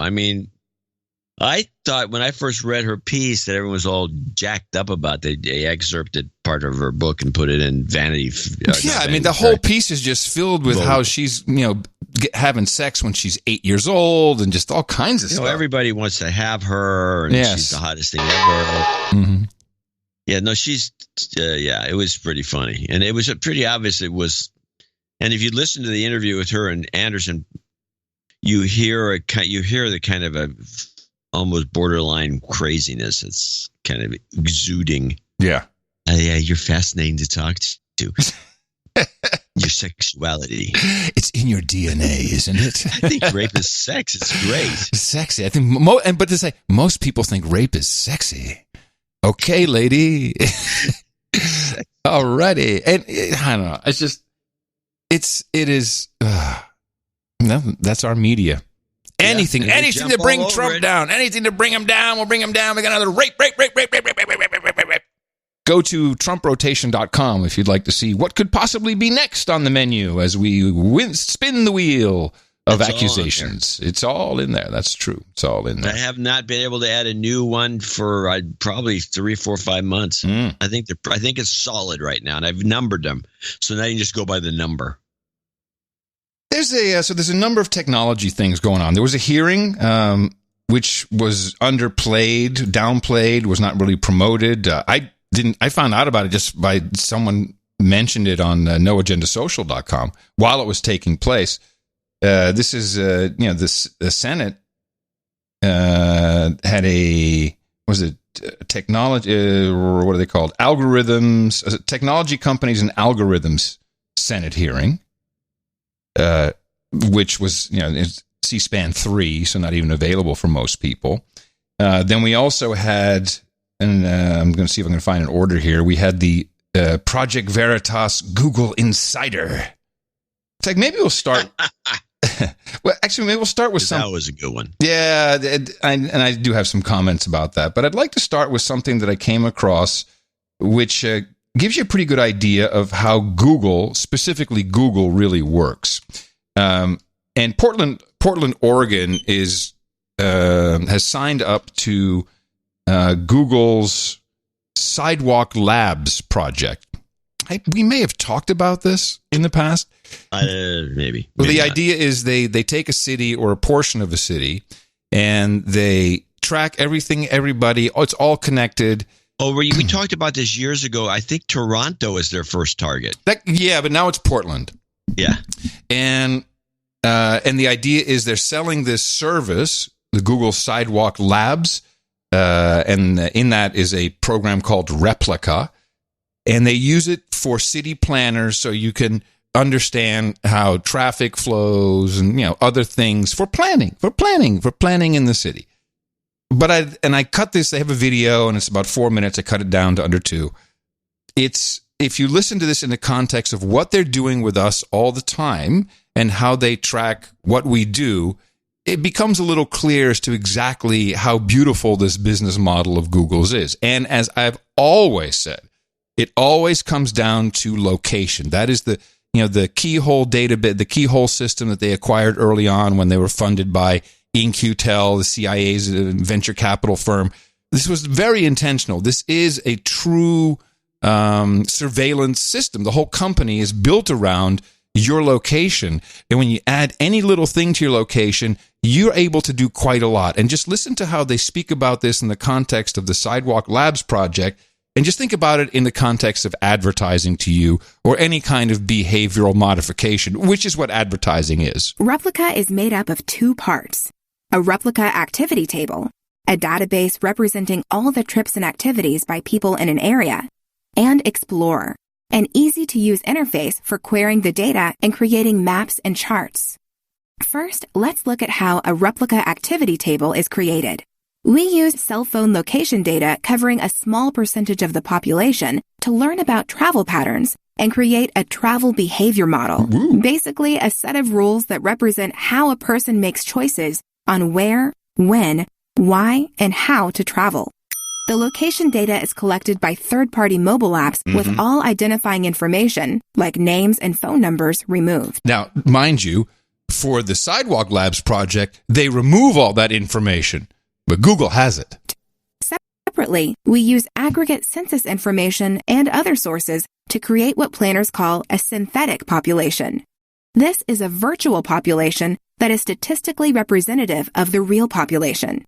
If 300 people live on your block, you'll find 300 people living on your block in Replica. And you know this is exactly what Google's doing. You know that at my address, there's a replica of me, a digital me inside the Googles. 300 people live on your block. You'll find 300 people living on your block in Replica. But you won't be able to identify any individual. We then give each person in the virtual population a travel behavior model based on where they live, work, and some other factors. Finally, we use computer simulation to generate a week of trips and activities for each person. Let's dive in and take a look at one person in the virtual population as an example. Now remember, this is now one person. It's a replica of you. They know it's you. They have your name. They have your email, your phone, your address, and they know who you are. A replica activity table, we can see this person is in a household of one adult and two kids. She lives in the suburbs and owns a car. We can see in the data that she drives to work downtown, leaving home around 8 a.m., stopping off at a coffee shop on the way. In the afternoon, she leaves work at 4 p.m. and heads to the grocery store. Sweet gig. She gets home at 5. A replica activity table is made up of millions of virtual people, each with their own home, work, or school, and a full week of trips and activities. These movements are faithful to real-world activities, but not traceable to actual people or specific trips. So they just have to keep saying that so you're not creeped out as a city planner. But this is exactly what Google does for their advertising clients, for anyone who wants to do business with Google. That's what they do. They have a replica of you. This folds into the first and only piece that I want to play from this Senate hearing. And the guy I have is Tristan Harris. He is from the Center for Humane Technology. I haven't looked him up, but okay, think tank, something in there. I don't know who's funding it. But he talks about the concept of persuasive technology. And after you've heard what you just did about how Google puts it all together, it gives good context for him explaining what Google's business model is and how they're using it and if it's good or not. Everything you said, it's sad to me because it's happening not by accident but by design. Because the business model is to keep people engaged, which in other words, this hearing is about persuasive technology. And persuasion is about an invisible asymmetry of power. When I was a kid, I was a magician, and magic teaches you that you can have asymmetric power without the other person realizing it. You can masquerade to have asymmetric power while looking like you have an equal relationship. You say, pick a card, any card, while meanwhile you know exactly how to get that person to pick the card that you want. And essentially what we're experiencing with technology is an increasing asymmetry of power that's been masquerading itself as a equal or contractual relationship where the responsibility is on us. See, I like that. And by the way, feel free to jump in whenever you want, John. I like what he's saying. I like it too. I think it's really it's very good. Yeah, it's a good observation. Yeah, because we all think it's fair and it's an equal relationship we have with these companies, but it's not. In the race for attention, because there's only so much attention, companies have to get more of it by being more and more aggressive. I call it the race to the bottom of the brainstem. So it starts with techniques like pull to refresh. So you pull to refresh your newsfeed. That operates like a slot machine. It has the same kind of addictive qualities that keep people in Las Vegas hooked to the slot machine. Other examples are removing stopping cues. So if I take the bottom out of this glass and I keep refilling the water or the wine, you won't know when to stop drinking. So that's what happens with infinitely scrolling feeds. We naturally remove the stopping cues, and this is what keeps people scrolling. But the race for attention has to get more and more aggressive. And so it's not enough just to get your behavior and predict what will take your behavior. We have to predict how to keep you hooked in a different way. And so it crawled deeper down the brainstem into our social validation. So that was the introduction of likes and followers. How many followers do I have? And that it was much cheaper to, instead of getting your attention, to get you addicted to getting attention from other people. And this has created the kind of mass narcissism and mass cultural thing that's happening with young people, especially today. And do you see? He's nailing it. So we had that part. We tapped into your narcissistic side, which is still going on because you can have your video anywhere you want it. You can have it on YouTube. But the narcissist in you says, well, if I get kicked off YouTube, then I might as well be dead because no one's watching. Like everyone deserves to be a superstar. Andy Warhol was right. In the race for attention, it's not enough just to get people addicted to attention. The race has to migrate to AI, to who can build a better predictive model of your behavior.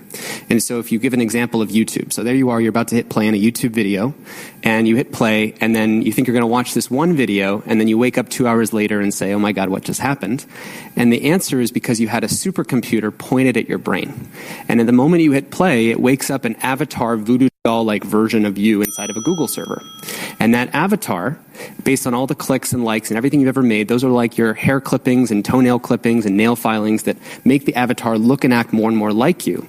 So that inside of a Google server, they can simulate more and more possibilities. If I prick you with this video, if I prick you with this video, how long would you stay? And the business model is simply what maximizes watch time.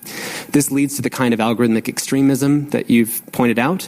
And this is what's caused 70% of YouTube's traffic now to be driven by recommendations, not by human choice, but by the machines. And this is where it gets interesting. Because they've obviously figured this out, the recommendations. If you see this deplatforming stuff that's going on, it's all about taking people off recommendations, not being recommended, because what they don't really know how to do yet is to truly modify your behavior. If you're a conservative and you're looking for conservative talk and conservative outrage, you're going to be drawn to it. That's just how the system works. They have no way to push you towards anything else, which is probably why they need to quarantine this type of stuff. And it's a race between Facebook's voodoo doll, where you flick your finger, can they predict what to show you next, and Google's voodoo doll. And these are abstract metaphors that apply to the whole tech industry, where it's a race between who can better predict your behavior. Facebook has something called loyalty prediction, where they can actually predict to an advertiser when you're about to become disloyal to a brand. So if you're a mother and you take Pampers diapers, they can tell Pampers, hey, this user is about to become disloyal to this brand. So in other words, they can predict things about us that we don't know about our own selves. Were you aware of this capability? I never heard of this before. That's new to me. And if that's true, that's very powerful stuff. And I would be curious to know how they do it. And that's a new level of asymmetric power. And we have a name for this asymmetric relationship, which is a fiduciary relationship or a duty of care relationship. The same standard we apply to doctors, to priests, to lawyers. Imagine a world in which priests only make their money by selling access to the confession booth to someone else.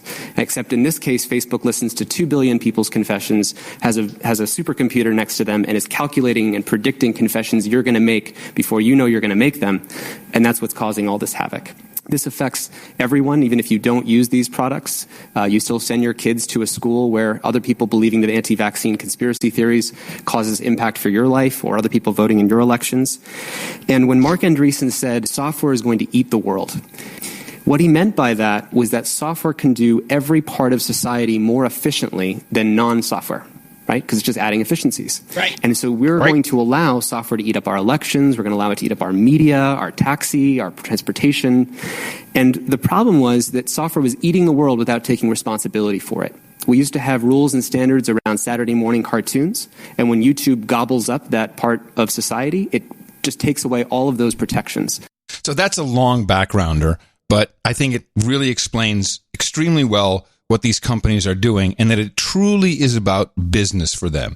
And I'm just going to push back a little bit again with the most recent removal of videos, deplatforming, quarantining of the Donald subreddit on Reddit, all these things.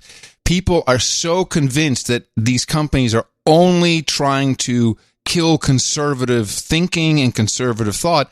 You're missing the big picture. And that big picture still comes down to money. It's all about that. They do. If conservatism is seen as toxic, then it's got to go. But they have no way to change your direction. Not yet, at least. They have not algorithms. Their AI can amplify what you like, but it can't change your behavior yet. They're really trying to get that. And they're not sincere about going after hate. They really aren't. Here's proof. There's a startling revelation at a House Homeland Security Committee hearing. Democratic Congressman Max Rose of New York got executives from Facebook, Google, and Twitter to admit that none of them have full-time employees to monitor terrorist propaganda and hate speech. You all cannot get your act together enough to dedicate enough resources to put full-time staff under a building dealing with this problem. I think it speaks to the ways in which we're addressing this with this technocratic, libertarian elitism.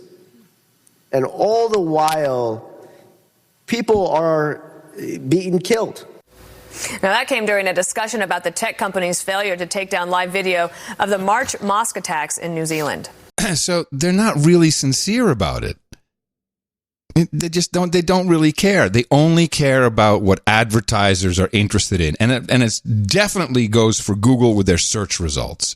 They don't want people turned off and pissed off and turned away. But for some reason, they've convinced everybody that they're out to get you. And it's kind of pissing me off, certainly from no agenda people. You should know better. And then you get this Project Veritas, which looks like the biggest red herring in the world, with a whistleblower who's on a vocoder. Are you kidding me?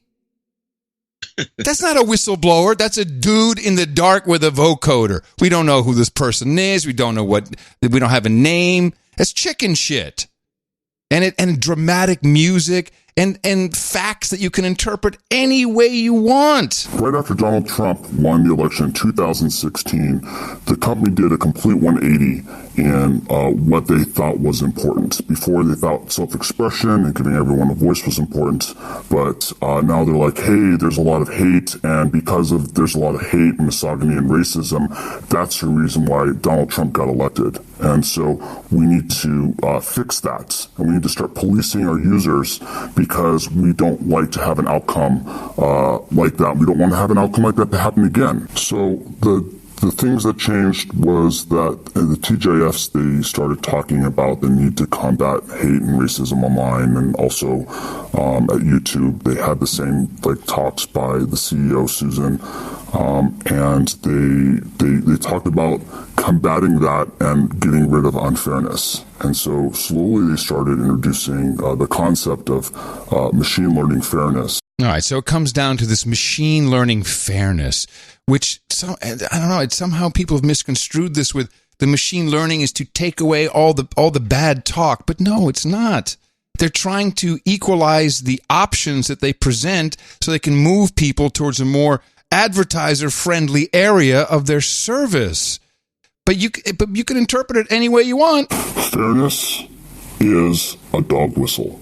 It does not mean what you think that it means, and you have to apply doublethink in order to understand what they're really saying. And what they're really saying about fairness is that they have to manipulate their search results so that it gives them their political agenda that they want. See, I don't know about you, John. I just disagree. There's no evidence that this is only about their political agenda. It's people saying that without any proof, with some, again, a poorly edited, I won't say deceptive, but the video of the woman who apparently says we wanted to fix that or didn't want the Trump problem in 2020. You can interpret this in many ways. You can say we didn't want the Russian collusion, we didn't want fake news, but this insider, the vocoder insider, chicken shit. I mean, if you really want to do something, step out there. Let's tell us who you really are. No, it's, you have to be afraid because it's all for their political agenda. Bullshit. This is about money. And so they have to rebias their algorithms so that they can get their agenda across. To unpack everything that she's saying that she wants the algorithm to be fair to a hand-picked representative of that community means that what she's trying to do is she's trying to sell you a product that is not objectionable. What she's trying to do is she's trying to sell a product that's not objective, that doesn't represent the will of its users, but instead represents the will of a group of people making decisions behind the shadows. So this insider actually flubbed, and the truth came out. Did you hear it? No. Means that what she's trying to do is she's trying to sell you a product that is not objectionable. What she's trying to do is she's trying to sell a product that's not objective. No, you were right the first time. She's trying to sell a product that is not objectionable. He said it. Yeah, that's what it is. That's what it is. It's what is not objectionable. And here's an example. But wait a minute. Why did he even bother correcting it to objective? What does objective mean? You know what in that sense? He wants to sell you a product that's objective? What does that mean? It makes less sense when he fixed it. To me, it sounded like someone doing a retake and it was supposed to be edited out. That's what it sounded like to me. Let me just pick that up again. Let me do it over. You know what I mean? Yeah, pick it up. So here's an example of this machine learning or machine fairness. Project Veritas also received a trove of confidential documents from within Google. This document is about algorithmic unfairness. It reads, quote, "For example, imagine that a Google image query for CEOs shows predominantly men. Even if it were a factually accurate representation of the world, it would be algorithmic unfairness," unquote. See, I don't understand what's wrong. I don't know. They want to show as many CEOs as possible. So I'm just not buying this entire. Look, tech is arrogant. This is all tech arrogance, every single bit of it. But they've been caught with their pants down because they can't change the behavior of these people towards something that is not objectionable. That's what they're trying to do. So they have to quarantine it, cut it off, get rid of it, and it's misread. And this is a big problem: is being misread by people who believe they're being attacked and silenced, and they're moving away. And I've seen this movie before. You've seen it too, John. You get enough people, they're going to start moving to other things, and it will happen. And they're losing market share every single day. My hope is that they lose it towards a federated approach. I've seen a Reddit clone already, which works with the Federation, completely federated. There's alternatives to YouTube, as we talked about earlier, BitChute, etc. There's some, these brands are starting to garner a little bit of attraction, and people will move over to those systems, and they're afraid of that too. I think they're in a rock and a hard place. And here's the big secret: the internet is a network. You can do whatever you want on it. You don't need them. How many people actually voted for someone differently because of Google searches? Come on now. Probably none. Thank you. None. And so what is the point of screaming and yelling that your conservative YouTube video or your channel was taken down? Are you there to convince people to vote for a conservative? Is that your job? You think that's really working? You think that the sarcastic YouTube videos that people make, which are funny and it's great and conservatives love it, you think that makes a difference? No, you can do that on BitChute and have just as much fun. Everybody's some kind of social justice warrior these days, and the conservative right is no better than the socialist left. And meanwhile, the guys in the middle are just struggling to make the dollars come their way. Yeah, that's why makeup videos are the real winner. Yes, they are pretty good, actually. They do quite well. Yes. Do you watch those a lot? I usually watch them just to find the good ones to send to you. It's so appreciated. Yeah. So be on the lookout for this arrogance. It's everywhere.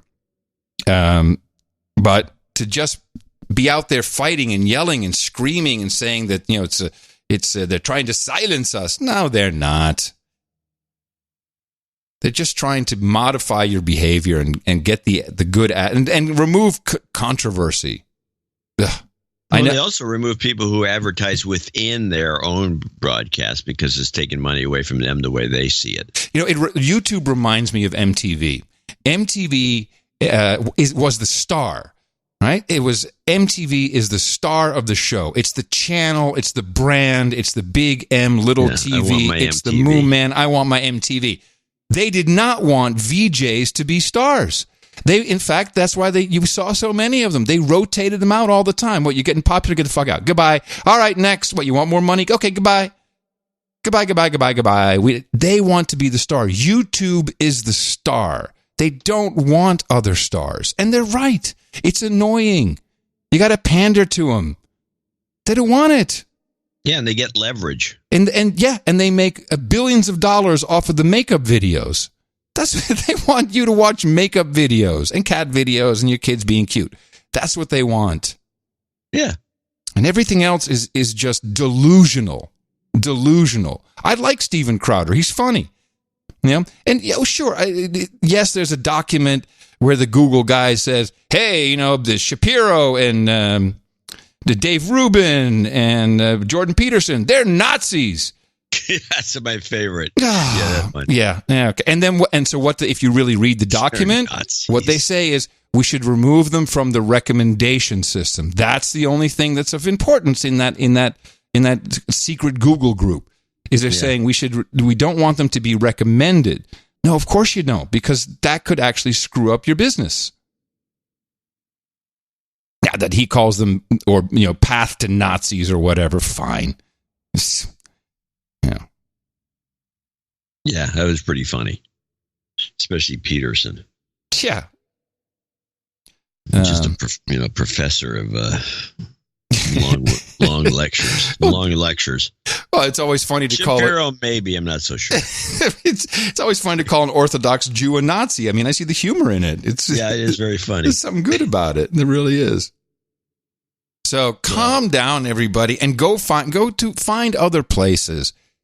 Go somewhere else. It is not your job. AdamMcCurry.com. Find you can write him. Adam loves, by the way, getting these notes.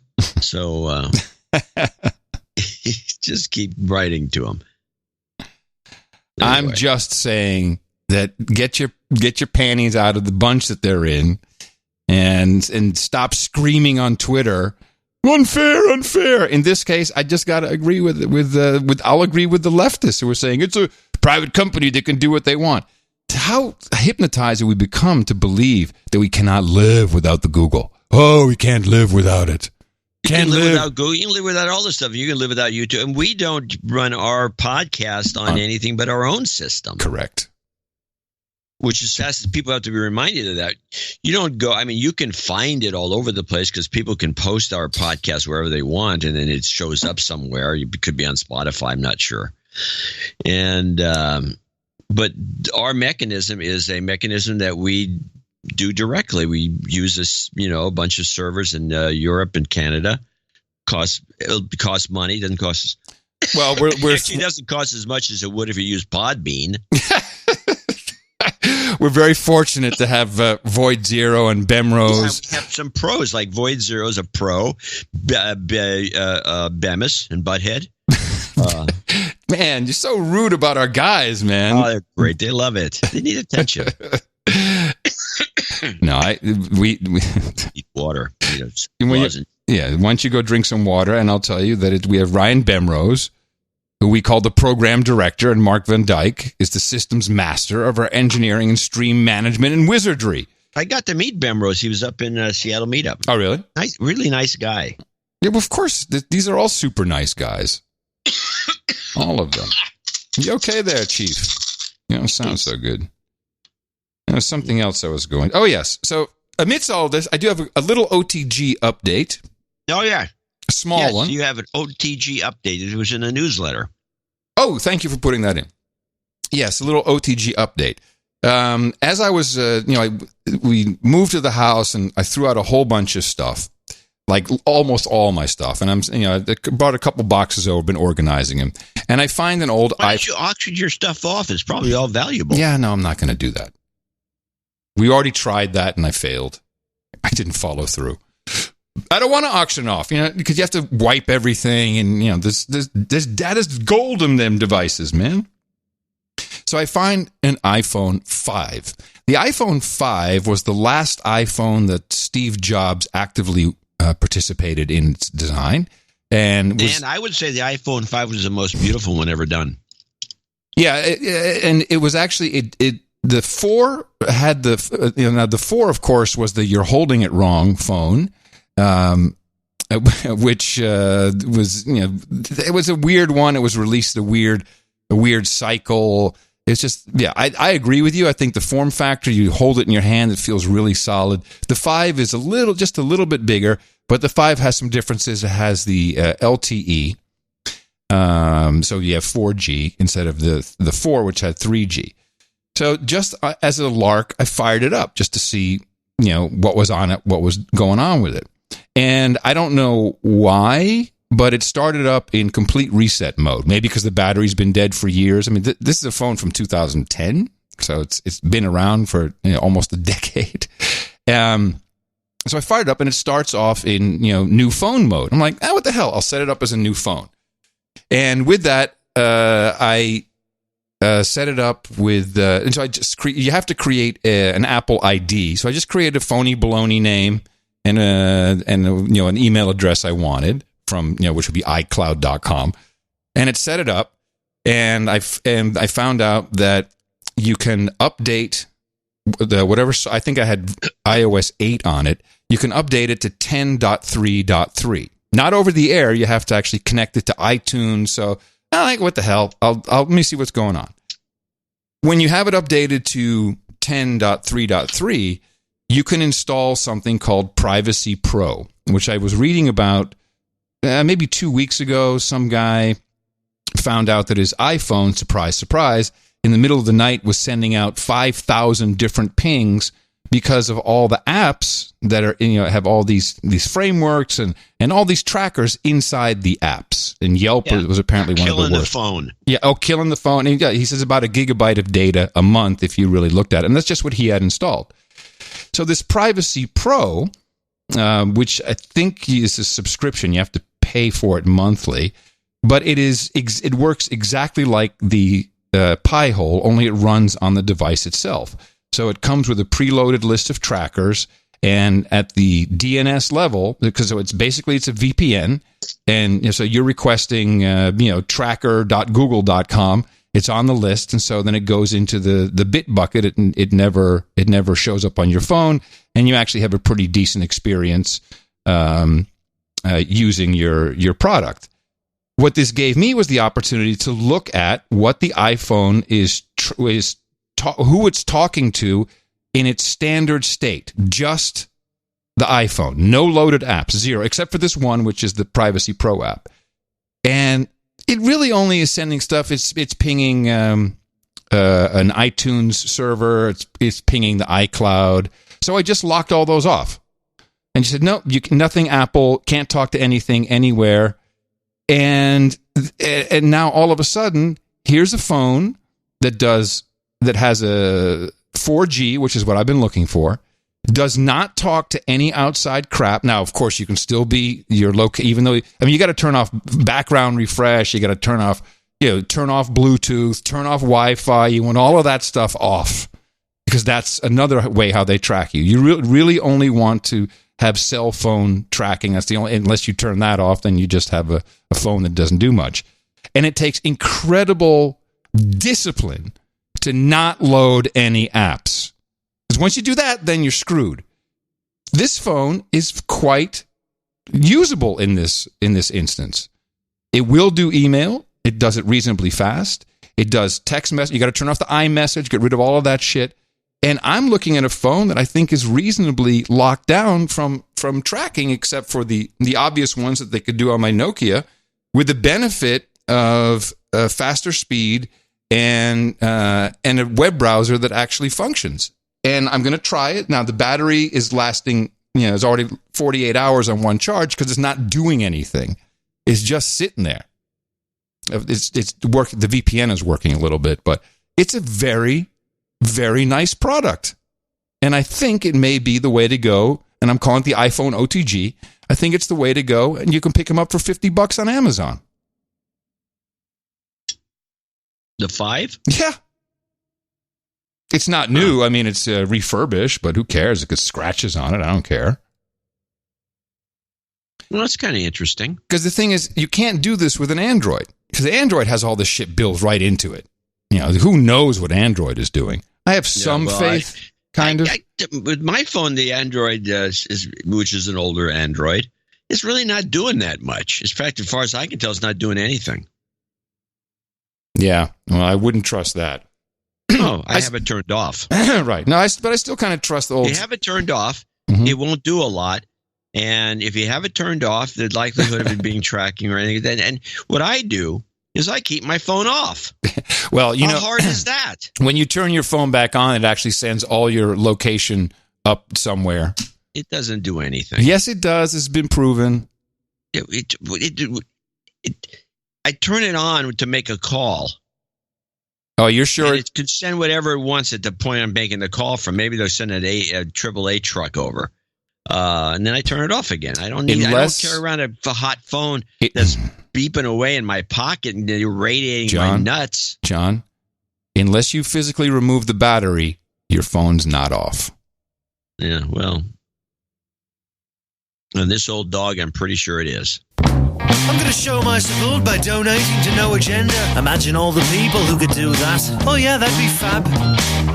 Yeah, on No Agenda in the morning. And we do have a few people to thank for today's show at 11:50. Starting with Patrick Weingard, who's in Zeeland, Michigan, $119. And he's going to be wishing his beautiful wife, Jubilee, a happy birthday. Oh, very nice. Bob Maple, 11111, needs a de-douching. You've been de-douched. Sir Haymoose, $100. Parts unknown. Sir Anthony of Philadelphia, in Philadelphia. You got some pronunciation things for me? $100. He says, pronunciation guide. Shul kill is skoo kol. Ah. I don't know that. And I'll never get that right. I don't know how many people we have from Schuylkill, but we should have more. Well, we can have more, and I can say Schuylkill. I'm going to have to put a sheet up on the wall. And then Pasyunk is Pashunk. Pashunk. Passyunk is Pashunk. And by the way, I will read these pronunciation gazetteers if you want to provide them to me. And it's interesting to the public at large, because Schuylkill is not something I would normally pronounce correctly. Who would? It's very educational. But I can't pronounce Puyallup in Washington State, and Wairika and La Jolla. Bill Johnson, $72. Need some travel karma? We'll put that at the end for you. Gordon Gibson in Dallas, Texas, $69.69. Any possibility of getting an analog synthesizer de-douching? He needs a de-douching. We can do that. I don't know about an analog. Do we have that? I don't know what he's talking about. You've been de-douched. You got to help me out. I have no idea what that I don't was. know. Corey Bennett in Hercules, California, $69.33. He's got a birthday call for somebody. Needs for his smoking hot girlfriend, Ms. Kim. All righty. Ian Abbott in Winnipeg, Manitoba, 60. First time donor. He needs a de-douche. We got a lot of first timers today. You've been de-douched. He needs some. He's got some requests. We'll give him a karma at the end. Gabe Shabazian. Also for the new donors, for the new timers, due to brevity and just reasons of length, and we want to still do a show, although these segments are often entertaining and informative, we really only promise to read full notes from associate executive producers and executive producers. We pick stuff up from time to time in the lower regions, but it's not always that easy, so we just kind of move through it. I did pick up this from his note, though, and if you have your pen, I would put this in the list because it got missed. Okay. Birthday shout out to his father, Grant. 60th last Tuesday. I think he's on the list, actually. Oh, well, it should be in yellow. It is in yellow. It is? Yep. Well, is it the same yellow as Kim Thompson? No, it's not. It seems to be a lighter shade of yellow. I wonder what the point of that is. Ian Abbott in Winnipeg. Okay, we just did him. Gabe Shabazian in San Francisco, California, 60. We need some relative in the hospital karma. We'll do that for you. Kim Thompson in Thornton, Colorado, 53. Another birthday code. What is this birthday day? We had none the other day. Now we have one after the other. It's a baby boom. Eric.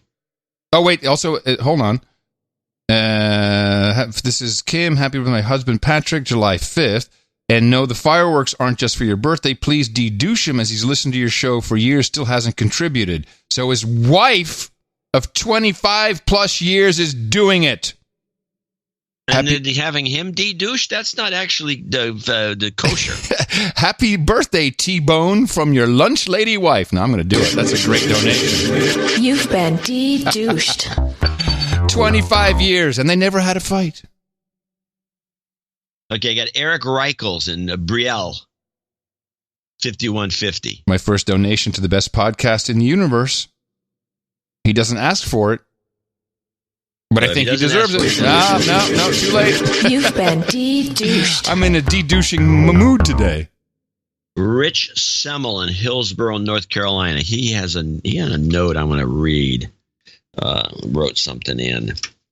There was a couple of things that came. I got my hat. What hat? From Amazon. What hat is this? This was, I think we put this on. There's a Father's Day donation from Semmel, and he, there's not much there, but I did get some other stuff. Well, I'll get to it. I think it's going to be in this list. But I did get my hat, my Keep America Great hat. And it came with a little thing inside, a little note from Amazon. This is a gift for you, JCD KAGMWG, and that's it. So I don't know whoever sent the hat. I think they mentioned it in a couple notes ago, last show. Carl Schneider, $51.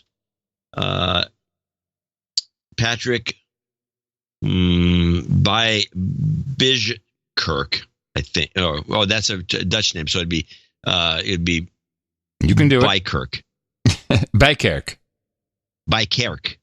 which is it's kind of the church next door. Bijkerk, I think. Yeah. 51. And also Emma Bloomer from Pittsburgh, and she sent a note in. That's the one I wanted to look at. She sent a nice little note in, encloses the late gift from the Pittsburgh meetup, hopefully with some cookies. And then she sent this note in. She sent this book, a small little book, and I'm thinking I've got this book, and it's a book of, there's not a lot in here. There's quite a bit, actually. It's a little one of these Moleskine books, the rubber band, and it's got notes from the meetup people wrote into the book. Thanks for saying Washington like we do. Oh, how cute is that? Yeah, from Jen Stockdale wrote a little note. Ryan wrote a little note. Bob Ryan, Joel. Yeah, I'm supposed to have one of these too, I think. I never heard this. Yeah, I think there was 2 notebooks, and they sent one to me as well, which I haven't received. But maybe they sent it to... because it just says, hi, John, hi, John, yeah, hey, John. I think they sent mine to the P.O. box. I'll have to go take a look. Ryan, it's Middlelow. My last name is Mitlow. Love the show. Hate the pronunciation of my name. JCD, there are loose, swollen Amy's amygdalas. There are less swollen amygdalas here. Sorry for the bad penmanship. Drunk something. Sir Fahrenheit was there. Sir Ryan J. Brady, Knight of the Three Rivers, was there. And so I'm thinking, well, maybe, and it goes on. There's a couple more. There's quite a few. Emma wrote a note. Yeah, it was a good meetup. I know. It was a great meetup. Now, I'm thinking we should start doing this ourselves, you and I.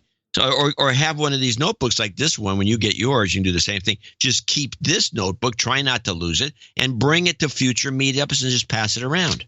Or I kind of like the idea of having a notebook per meetup. Like a scrapbook. We could be scrapbookers. We put little pictures. This is a Moleskine thing. It's got like maybe 300 pages in it, and there's like 6 pages of notes, so it's like a wasted little book. One notebook per meetup. Okay. I don't know. Maybe it should just be online. We should just give up on the idea. I like the physical product, though. It'll stay around for a long time. 100 years from now. Jonathan Evans is next on the list at $50.50. Then we go to Sir Scott Nelson in Melbourne, Florida, $50.01. He always wants to be up there like that. And now $50 donors, name and location, if applicable. Jesus Allen in Austin, Texas. Jesus.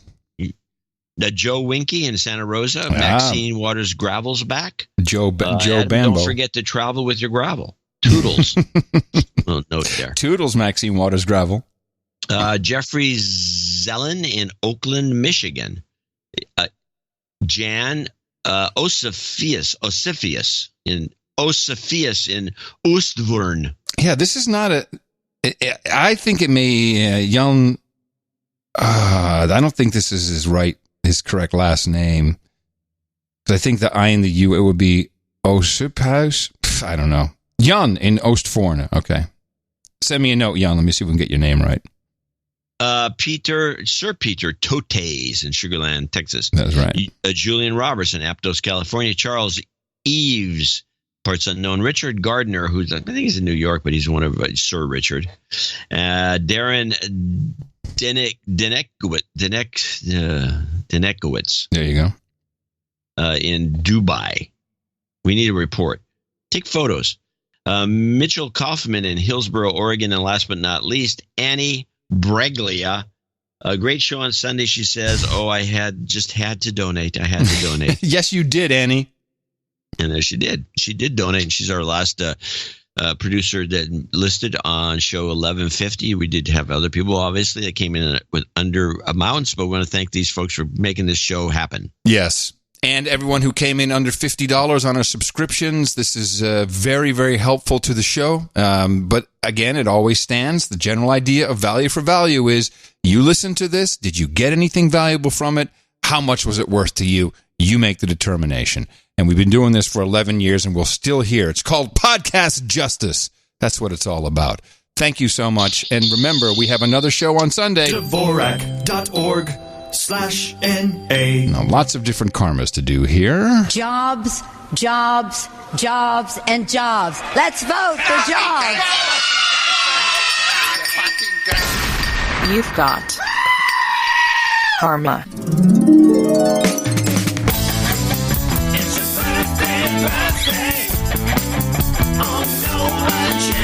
Well, you're right, John. It is quite a birthday list for today. Not the longest we've had, but this is the 27th of June, 2019. Rich Semmel celebrated on the 24th. We say happy birthday to him. Patrick Weingard, happy birthday to his beautiful wife, Jubilee. Corey Bennett, happy birthday to his smoking hot girlfriend, Miss Kim. Ian Abbott, happy birthday to his dad, Grant, who turned 60 on June 25th. And Kim Thompson says happy birthday to her husband, T-Bone Sir Patrick, who will be celebrating on July 5th. Happy birthday from everybody here at the best podcast in the universe. We have the meetups. Oh, I need to get that meetup jingle in the right spot. What about our nightings? Well, I'm doing meetups first. Oh. Hey, if you want to run the show, you get to determine how it goes. I like to mix it up a little bit. You know, save the best for last. Meetups for you today in Southeast London. They're probably hanging out there as we speak. Hello, slaves. Tomorrow in Salem, Oregon, June 29th, we have 2, South Florida and Linden, Michigan. So that's a new entrant. July 4th, Seattle and Washington, D.C., 2 meetups. We're really kicking ass with these meetups everywhere. July 6th in Utrecht in the Netherlands. Knoxville, Tennessee, July 9th. Charleston. I don't know if it's one of the Carolinas. That's not helpful. I need to talk to the back office. That's July 11th in Charleston. We'll find out which Charleston. July 13th, Atlanta, Georgia. July 19th, Colorado Springs, Colorado. The 20th, Southwest London kicks in. July 26th, St. Louis, Missouri. July 27th, Buffalo, New York, and Frisco, Texas. And on the 27th, we have Frisco, Texas. So we have added Buffalo, New York to that list. Go find the meetup near you at noagendameetups.com. If you don't have one, you can make one. You can set one up, and we'll help you. We'll give you support. Of course, the website is fantastic. And John, can people get emailings out if necessary, or how are you handling that? Yeah, it depends. It depends. If you have a big meetup coming up, we can do a special mailing for you in a little localized area within 150 miles. Okay, so and all of that information, noagendameetups.com, and thank all of you for your courage. Now we've got our 2 knightings. We have Anonymous and Keith Gibson. I need a sword. Here you go. Oh, the long blade. Very nice. There's mine. Perfect. So Anonymous and Keith Gibson, both of you step up to the podium, please, because it is time for you to join that illustrious group. It is the No Agenda Knights and Dames of the Round Table. Thanks to your support of the show in the amount of $1,000 or more, I'm very proud to pronounce to Kate the Sir Keg of the Spring and Sir Viking of the Pacific Northwest. Gentlemen, for you, we have Hookers and Blow, Rent Boys and Chardonnay, Cider and Svid. We've got Zucchini and Meatloaf, Bourbon and Bong Rips. We got Harlots and Haldol, Pepperoni Rolls and Pale Ales, Bong Hits and Bourbon, Geishas and Sake, Mutton and Mead is the last one. But pressed milk and pablum could work for you, or sparkling cider and escort. Please take this coveted status and go to noagendanation.com/rings. That's where you can input all of your info so Eric the Shill can get your signet ring. It's a beautiful No Agenda in the Morning ring in mirror script, so you can use the included sealing wax to seal your letters of importance, but also to leave a lasting impression of those you hit in the mouth. And thank you again for all the support. Dvorak.org/NA. Beautiful. Thank you. All right, we got a couple. This is big news. Finally, one state finally had the gall. Well, here, play this. Marijuana is now legalized in Illinois. Back in the U.S., Illinois has become the 11th state to legalize recreational marijuana after Democratic Governor J.B. Pritzker signed a bill Tuesday allowing for the possession and purchase of small amounts of the drug. The legislation will pardon anyone with a nonviolent marijuana conviction under 30 grams. Individuals can petition the court to vacate convictions that exceed 30 grams. Nearly 800,000 marijuana-related cases could be expunged thanks to the new law. The bill also sets up a program to invest in communities most affected by the war on drugs. Illinois is the first state to both legalize marijuana and set up a marketplace through the state legislature. The law will go into effect on the first day of 2020. No, congratulations. Couple of things to note. One, 800,000 people and that got arrested or busted for pot. That's a lot. But the second thing was this is the only state that did it through the legislature. They didn't have a public vote. Oh, we got a yes and no on this proposition or whatever. No, this was just the legislature said, okay, well, let's jump on board. We're broke. Let's maybe some tax monies here we can collect. We're legalizing it starting on the 1st of January in 2020. I thought that was commendable. Now, that is interesting. You're right. I don't think it's ever, it hasn't gone through legislature anywhere, and I guess not. No, it's always been a public vote. Good on just you, to Illinois. Confirm what the public wanted. Yeah. And, of course, nobody mentions this on the mainstream media. Well, why would we do that? We got to sell big pharma, not this grow-it-yourself stuff. Yeah, we can't have people. We can't have people using actual medicine that works. That's no good. So meanwhile, of course, they've banned the e-cigs in San Francisco. They finally got a report on it, and it's only sales. Yes, sorry, here we go. San Francisco is set to become the first U.S. city to ban the sale of e-cigarettes. City officials unanimously voted in favor of the ban Tuesday, and Mayor London Breed has indicated she'll sign off on it. The ban also applies to flavored tobacco products. Proponents of the bill say e-cigarettes have not been properly assessed by the Food and Drug Administration for safety. The spread of vaping among young people in recent years has raised concerns about the long-term health effects of the products. Opponents of the bill say the ban could cause people to turn back to conventional cigarettes. Juul, the most popular producer of e-cigarettes, is headquartered in San Francisco. Yeah, so I don't know exactly what's going on with this, but to me it seems like this is the way you shore up the official product and official maker of the product and cut out everybody else who built the entire industry. That's what this is about, in my opinion. That could be. No, what do you mean it could be? You got where they've stopped all sales of everything, including the Juul product. Yeah, but only briefly, so that they can get so Juul can fund the research. That's how it works with the FDA. And they bought the company. The owners of Marlboro bought Juul for $7 or $8 billion. It was some crazy amount of money. They want to be the rulers. They want to set the agenda for the entire United States. And they are going to do this by screwing everybody over, the people who built the industry. Yeah. And is this a shocker to you? You shocked? No, but I'm just telling you what it is. I'm not shocked. I hate this. I hate this was. You hate big business? You hate big business? Yeah, I do kind of. I hate big business with entwined with government, which is what we're talking here. That's what I hate. Yeah, that's called corporatism. Yeah, it's also fascism. Called fascism. Fascism would be the better term. Yeah, that's exactly it. Shut up, slave. You will smoke what we tell you to smoke. Don't make your own e-juice. Shut up. Tyranny. Shut up. E-juice. E-juice. Speaking of e-juice, in Austin, Pride Month continues. Houston's Pride Week celebrations are in full swing right now, celebrating the LGBTQ community. And now one 9-year-old is living near Austin, performing as a drag queen to promote inclusiveness. Keegan performs in drag as Queen Kiki. A third-grade teacher asked her class what they wanted to be when they grow up. Keegan wrote in his memory book, Gender Creative. Keegan says that he can be himself when he's wearing a dress. He also has a message for anyone struggling with their identity. I want the world to know that you can be special and you can be who you want to be. You can be a vegetarian. You can even be a veterinarian. You can be LGBTQ. You can be a drag queen, drag king. Now, Keegan usually goes by the pronouns he and his. His family says that Keegan has acceptance and support at their school in their conservative Christian town outside of Austin. Yeah, arrest these parents right now with your memory book.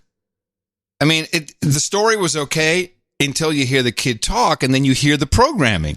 You can be whatever you want to be a veterinarian. Yeah.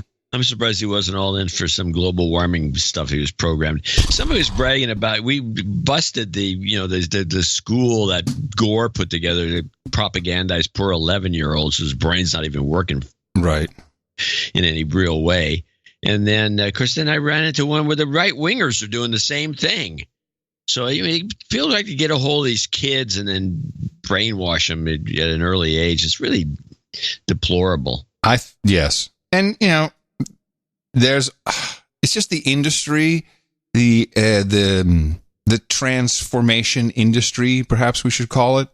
There's dangers to it, especially with kids, with young kids. Yeah, especially when you start screwing with their hormones. Yeah, that's where I think we need to draw the line. But no, they don't draw the line. They can do whatever they want. I'm just saying, arrest them.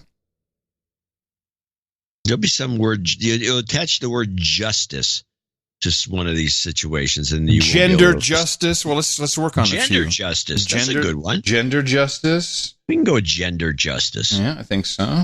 Yeah, the word, you're right. I'm writing it down too. Gender justice. So we have podcast justice, I like the alliteration of gender justice, though. That's kind of cool. Podcast justice, which is a artificial construct, but I think gender justice has legs. We could run with it. Or if it has legs, you can usually run with it. Or maybe not. I'll do some more Austin news since, we're so decadent here. We don't give a crap. Seems like there's a new company every day. Well, maybe not every day, but the competition is definitely heating up. Austin's a great choice to expand our services, and I'm really excited to be here. Skip is the latest company to bring 2 wheels to these city streets. It will bring 500 more by Friday. We worked hard with Austin and the city council to ensure that we'll be operating as a partnership rather than just as a group coming in and dropping scooters off. That'll total 8 companies with wheels on the ground, with 2 more on the way. They want to continue operating here and have been really responsive. Yep, you heard that right. In addition to Skip, transportation companies Razor and Wind Mobility have also been approved to launch in Austin. When they do come, that'll add 700 more scooters to the market. But Councilmember Kathy Tovo promises that's it for now. We've got as many as we need for this market. The fact of the matter is, people have really enjoyed the ride so far. Yep. City data shows Austinites have taken over 4 million scooter trips since the initiative launched last year. While Tovo says she hears your concerns, she still thinks there's room to grow. Over time, that will probably balance out as we really get a sense of what our market can bear. Austin City Council. This is a council member talking like a tech executive. Woman? Yeah, she's talking. Council member? Yeah, she's talking like a tech executive. We'll see what the market can be. Here's your concerns. She still thinks there's room to grow. Over time, that will probably balance out as we really get a sense of what our market can bear. Austin City Council is currently working with the companies to find a way to limit the speed and usage of the scooters in certain sections of the city. It's a term called geofencing. It's already being used at the UT campus, and at this point, the technology isn't yet developed to be implemented elsewhere around town. So, I'm sad I even played that because I have something much more important to discuss. There were 2 bills that passed for border, what do we call it? Border service, help, emergency, etc. One in the House and one in Senate. The one in the House was voted down by the Senate. Now the Senate took that, had some amendments and some changes, and it looks like the U.S. Senate or the Texas Senate? U.S. Senate. I'm sorry, U.S. House of Representatives. This all happened under yesterday. This went down yesterday. You didn't hear much about it, No, I didn't. But I wanted to bring it up because it shows the disgusting nature of the narrative that is being played and what is actually happening at the border and what this is all really about. It's about a $4.5 billion legislative bill that allocates money to what is happening on the border. Nothing with border security, nothing with a wall or anything like that. Not even more enforcement. This is all. Well, you've been hearing it in the news. Here's the AOC. There is a very clear academic consensus on what constitutes a concentration camp, and that is the mass detention of a community of people without a trial or due process. I think it's pretty universally and non-controversial to say that the administration is doing exactly that and meets the academic requirement for what a concentration camp is. You're not comparing this to what happened in World War II? No. While concentration camps were employed during that time, concentration camps were also utilized in all over the world, including in the United States with the Japanese internment. So, that's how horrible everything is, that this is like concentration camps, okay? Adam Schiff. Let me ask you, President Trump tweeted yesterday that he's going to delay plans for these ICE mass deportations in major cities across the United States to allow 2 weeks for Congress to, quote, get together and work out a solution to the asylum and loophole problems at the southern border. Are you open to negotiations on this to avoid those deportations 2 weeks from now? We've always been open to negotiations. And in fact, we have been negotiating, and there is a bipartisan package in the Senate of some emergency supplemental relief to try to provide assistance. But make no mistake, there is nothing that Congress is doing or not doing that compels the administration to have facilities where children don't have blankets or toothbrushes or soap.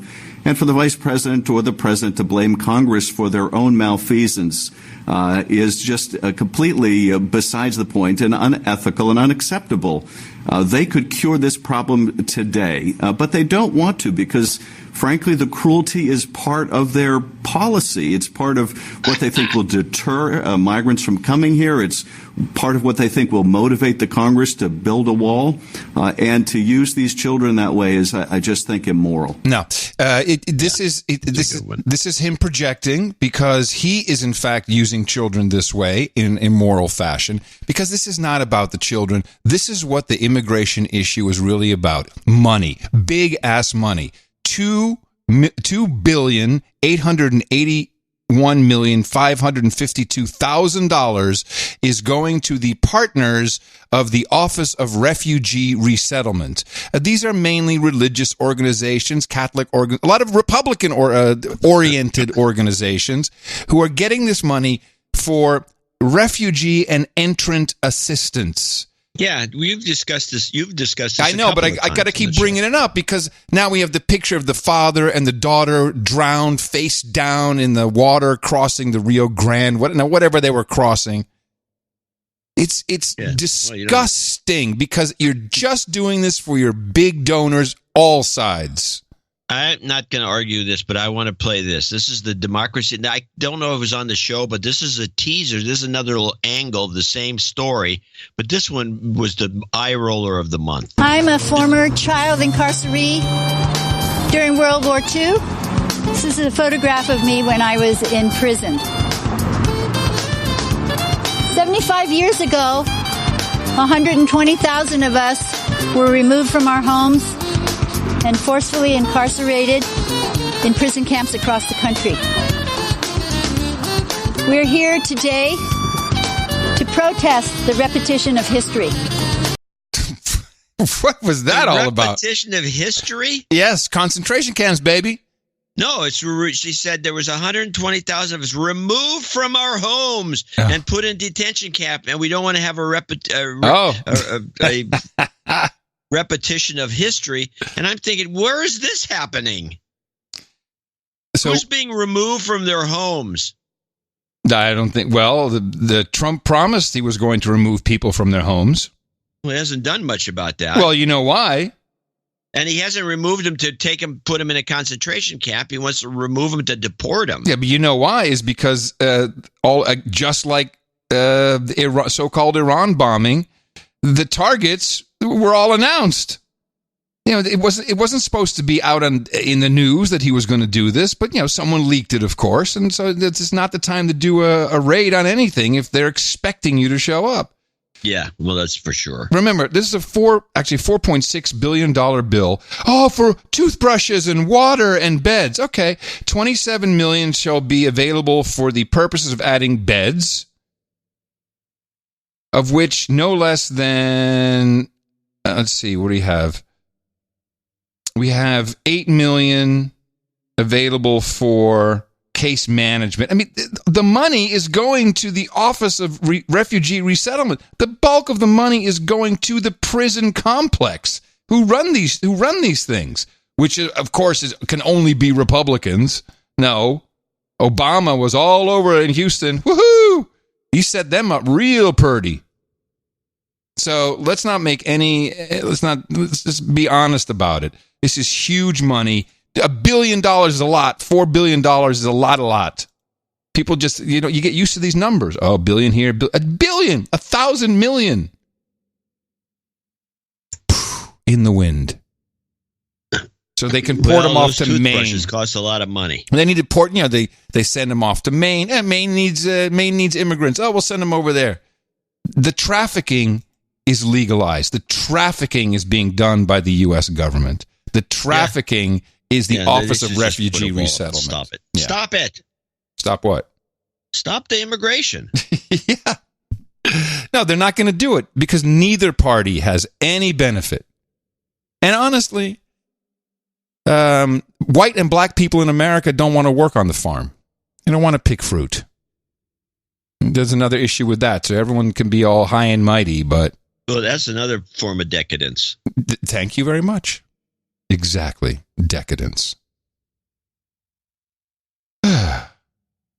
I'm glad you got that off your chest. Yeah, well, we've done it many times before, and AOC was out there like, that's exactly what she sounds like. I'd have to say she voted against the bill, so I'll give her props for that. But not because she really understands, and she thinks it's just concentration camps. Concentration camps. And then finally, no repetition of history. Finally, for me, you probably saw Bitcoin, which I've become a maximalist a year ago. Shot up to almost 1,400, went to 13,800. It's dropped down a bit now. Not quite sure exactly what the catalyst is, although I have a feeling that whatever China decides to say after the weekend with the G20 will give us some clues. But it's also gaining real legitimacy as a hedge strategy. This is Christina Hooper from Invesco on CNBC. What do you make of the safe haven trade, which has been gaining momentum over the last week? If you look at the Japanese yen, the 10-year yield breaking below 2% again, and even gold at a 6-year high. Well, certainly there are a lot of safe haven trades, and I've heard some strategists argue, in fact, that Bitcoin is a safe haven trade or perhaps an indicator that we're getting close. I think that Bitcoin might be a sign of fears about recession, but certainly it makes sense in this environment that we see investors looking for safe havens. But I do think it's a mistake with the Fed signaling its willingness to be a lot more dovish. So it's being taken seriously as an asset, something that you can safe haven trade. Yeah, like Beanie Babies. No. See, like the tulip trade would be more appropriate. People said, Bitcoin, it's like the tulip mania. The tulips never came back. And Beanie Babies left and didn't really come back.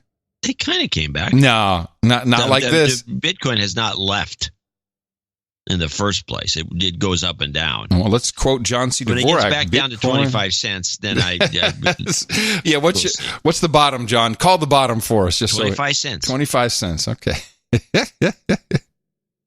Beautiful. Which, by the way, is also the bottom for Twitter.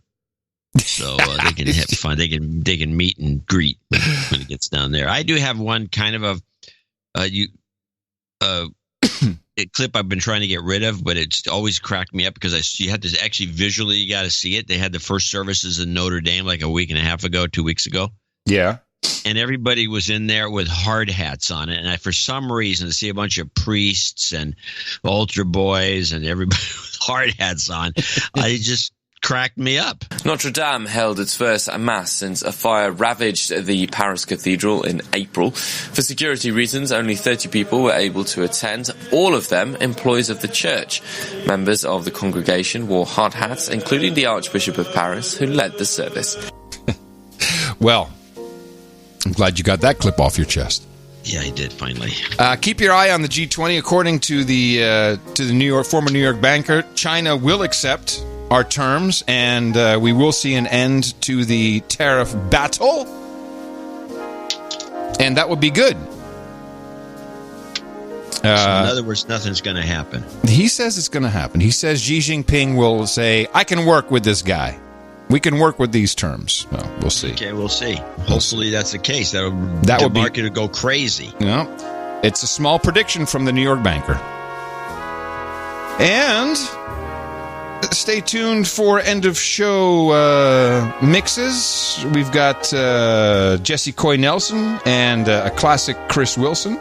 And a drone again, as requested, and coming to you from the fringe of from the frontier of Austin, Texas, right near where the pooping's taking place. In the morning, everybody. I'm Adam Curry, and from northern Silicon Valley. There's no pooping necessarily where I am, but it could happen any minute. I'm John C. Dvorak. Stay tuned for a hog story on NoAgendaStream.com if you're listening. We return on Sunday. Until then, adios, mofos, and such.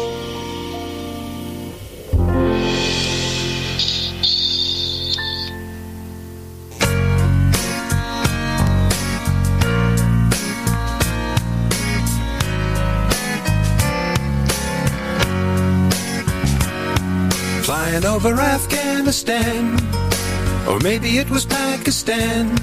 I promised myself to aim myself at every woman, child, and man. That was on my list. I don't care if I missed. I'm remote controlled. I do what I'm told by someone at a computer. Obama gave me a push, more than Bush, and I cost millions. I'm supposed to target terrorists, but not so much civilians. I don't know what to say. Whoops, some got in my way. A drone again, naturally. A drone again, naturally. Police officers today can actually text a judge, tell them they've got you there, and you got a phone they want to look at, and the judge in the middle of the night can send you a text back and say he approves it, and bingo, boom, shakalaka. Bingo, boom, shakalaka. Bingo, boom, shakalaka. I like that. We can just drop that at the end of anybody's clip. Bingo, boom, shakalaka. You should make that as a little bitty clip. Bingo, boom, shakalaka. Yeah, there you go. How fantastic. Bingo, boom, shakalaka. Boom, shakalaka. Bingo, boom, shakalaka. I think we need to incorporate that into our vocabulary. Go ahead, make my bingo, boom, shakalaka. I'm way ahead of you, buddy. Yeah, there you go. How fantastic. Bingo, boom, shakalaka. I have come here to chew bubblegum and kick ass. And I'm all out of bingo, boom, shakalaka. Great. We can just drop that at the end of anybody's clip. Yeah, whatever it is. Take your stinking paws off me, you damn bingo, boom, shakalaka. I'm sorry, Dave. Bingo, boom, shakalaka. I like that. What we've got here is failure to bingo, boom, shakalaka. You can't handle the bingo, boom, shakalaka. I see that. Bingo, boom, shakalaka. The first rule of Fight Club is you do not talk about bingo, boom, shakalaka. Surely you can't be serious. I am serious. And don't call me bingo, boom, shakalaka. I could have been a contender. I could have been somebody. Instead of a bingo, boom, shakalaka. We can just drop that at the end of anybody's clip. Bingo, boom, shakalaka. You've got to say, I'm a human being. God damn it. My life has value. Bingo, boom, shakalaka.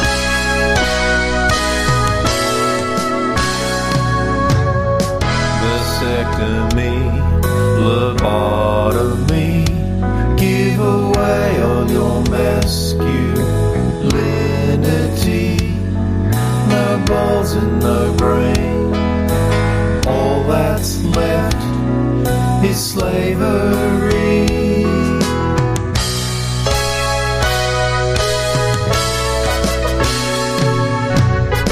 Look, John, stop spreading fake news. A vasectomy does not involve cutting your nuts off, because, then I'm going to have to listen to Brian Brushwood complain to me for another 5 years. Doesn't know you know what it is.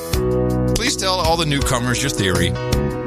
I discovered a book in the 1920s that I still have a copy of, and it's a talk about certain medical procedures. And vasectomies are not new, and they were used in the 20s as a youth fix. It would make you, the vasectomy was, men were told, get a vasectomy and you'll look younger. It's like the another one that came along some years later was the lobotomy. Yeah. There was actually a faddish thing, and there was apparently some guy in Central Park that would give you can get lobotomies without having to really go into the doctor's office. They would slip a needle behind your eyeball, and the thing was, I guess it was curved a certain way they could actually nick and cut off the little piece of the brain that hooks the front to the back. And since this was done to, I don't know, middle-aged guys, I'm not sure what the ages were, but I started noticing this with men who had had vasectomies, and I will say this, not all of them, but most of them start to look a little bit like an old lesbian. And so as if there's a uniform lesbian look. There is, I think. And at least I think that there's a uniform lesbian look. I just think it's the Chris Hayes look. That's pretty much it.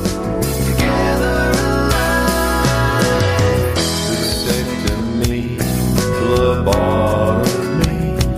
Give away all your masculinity. No balls in your brain. All that's left is slavery.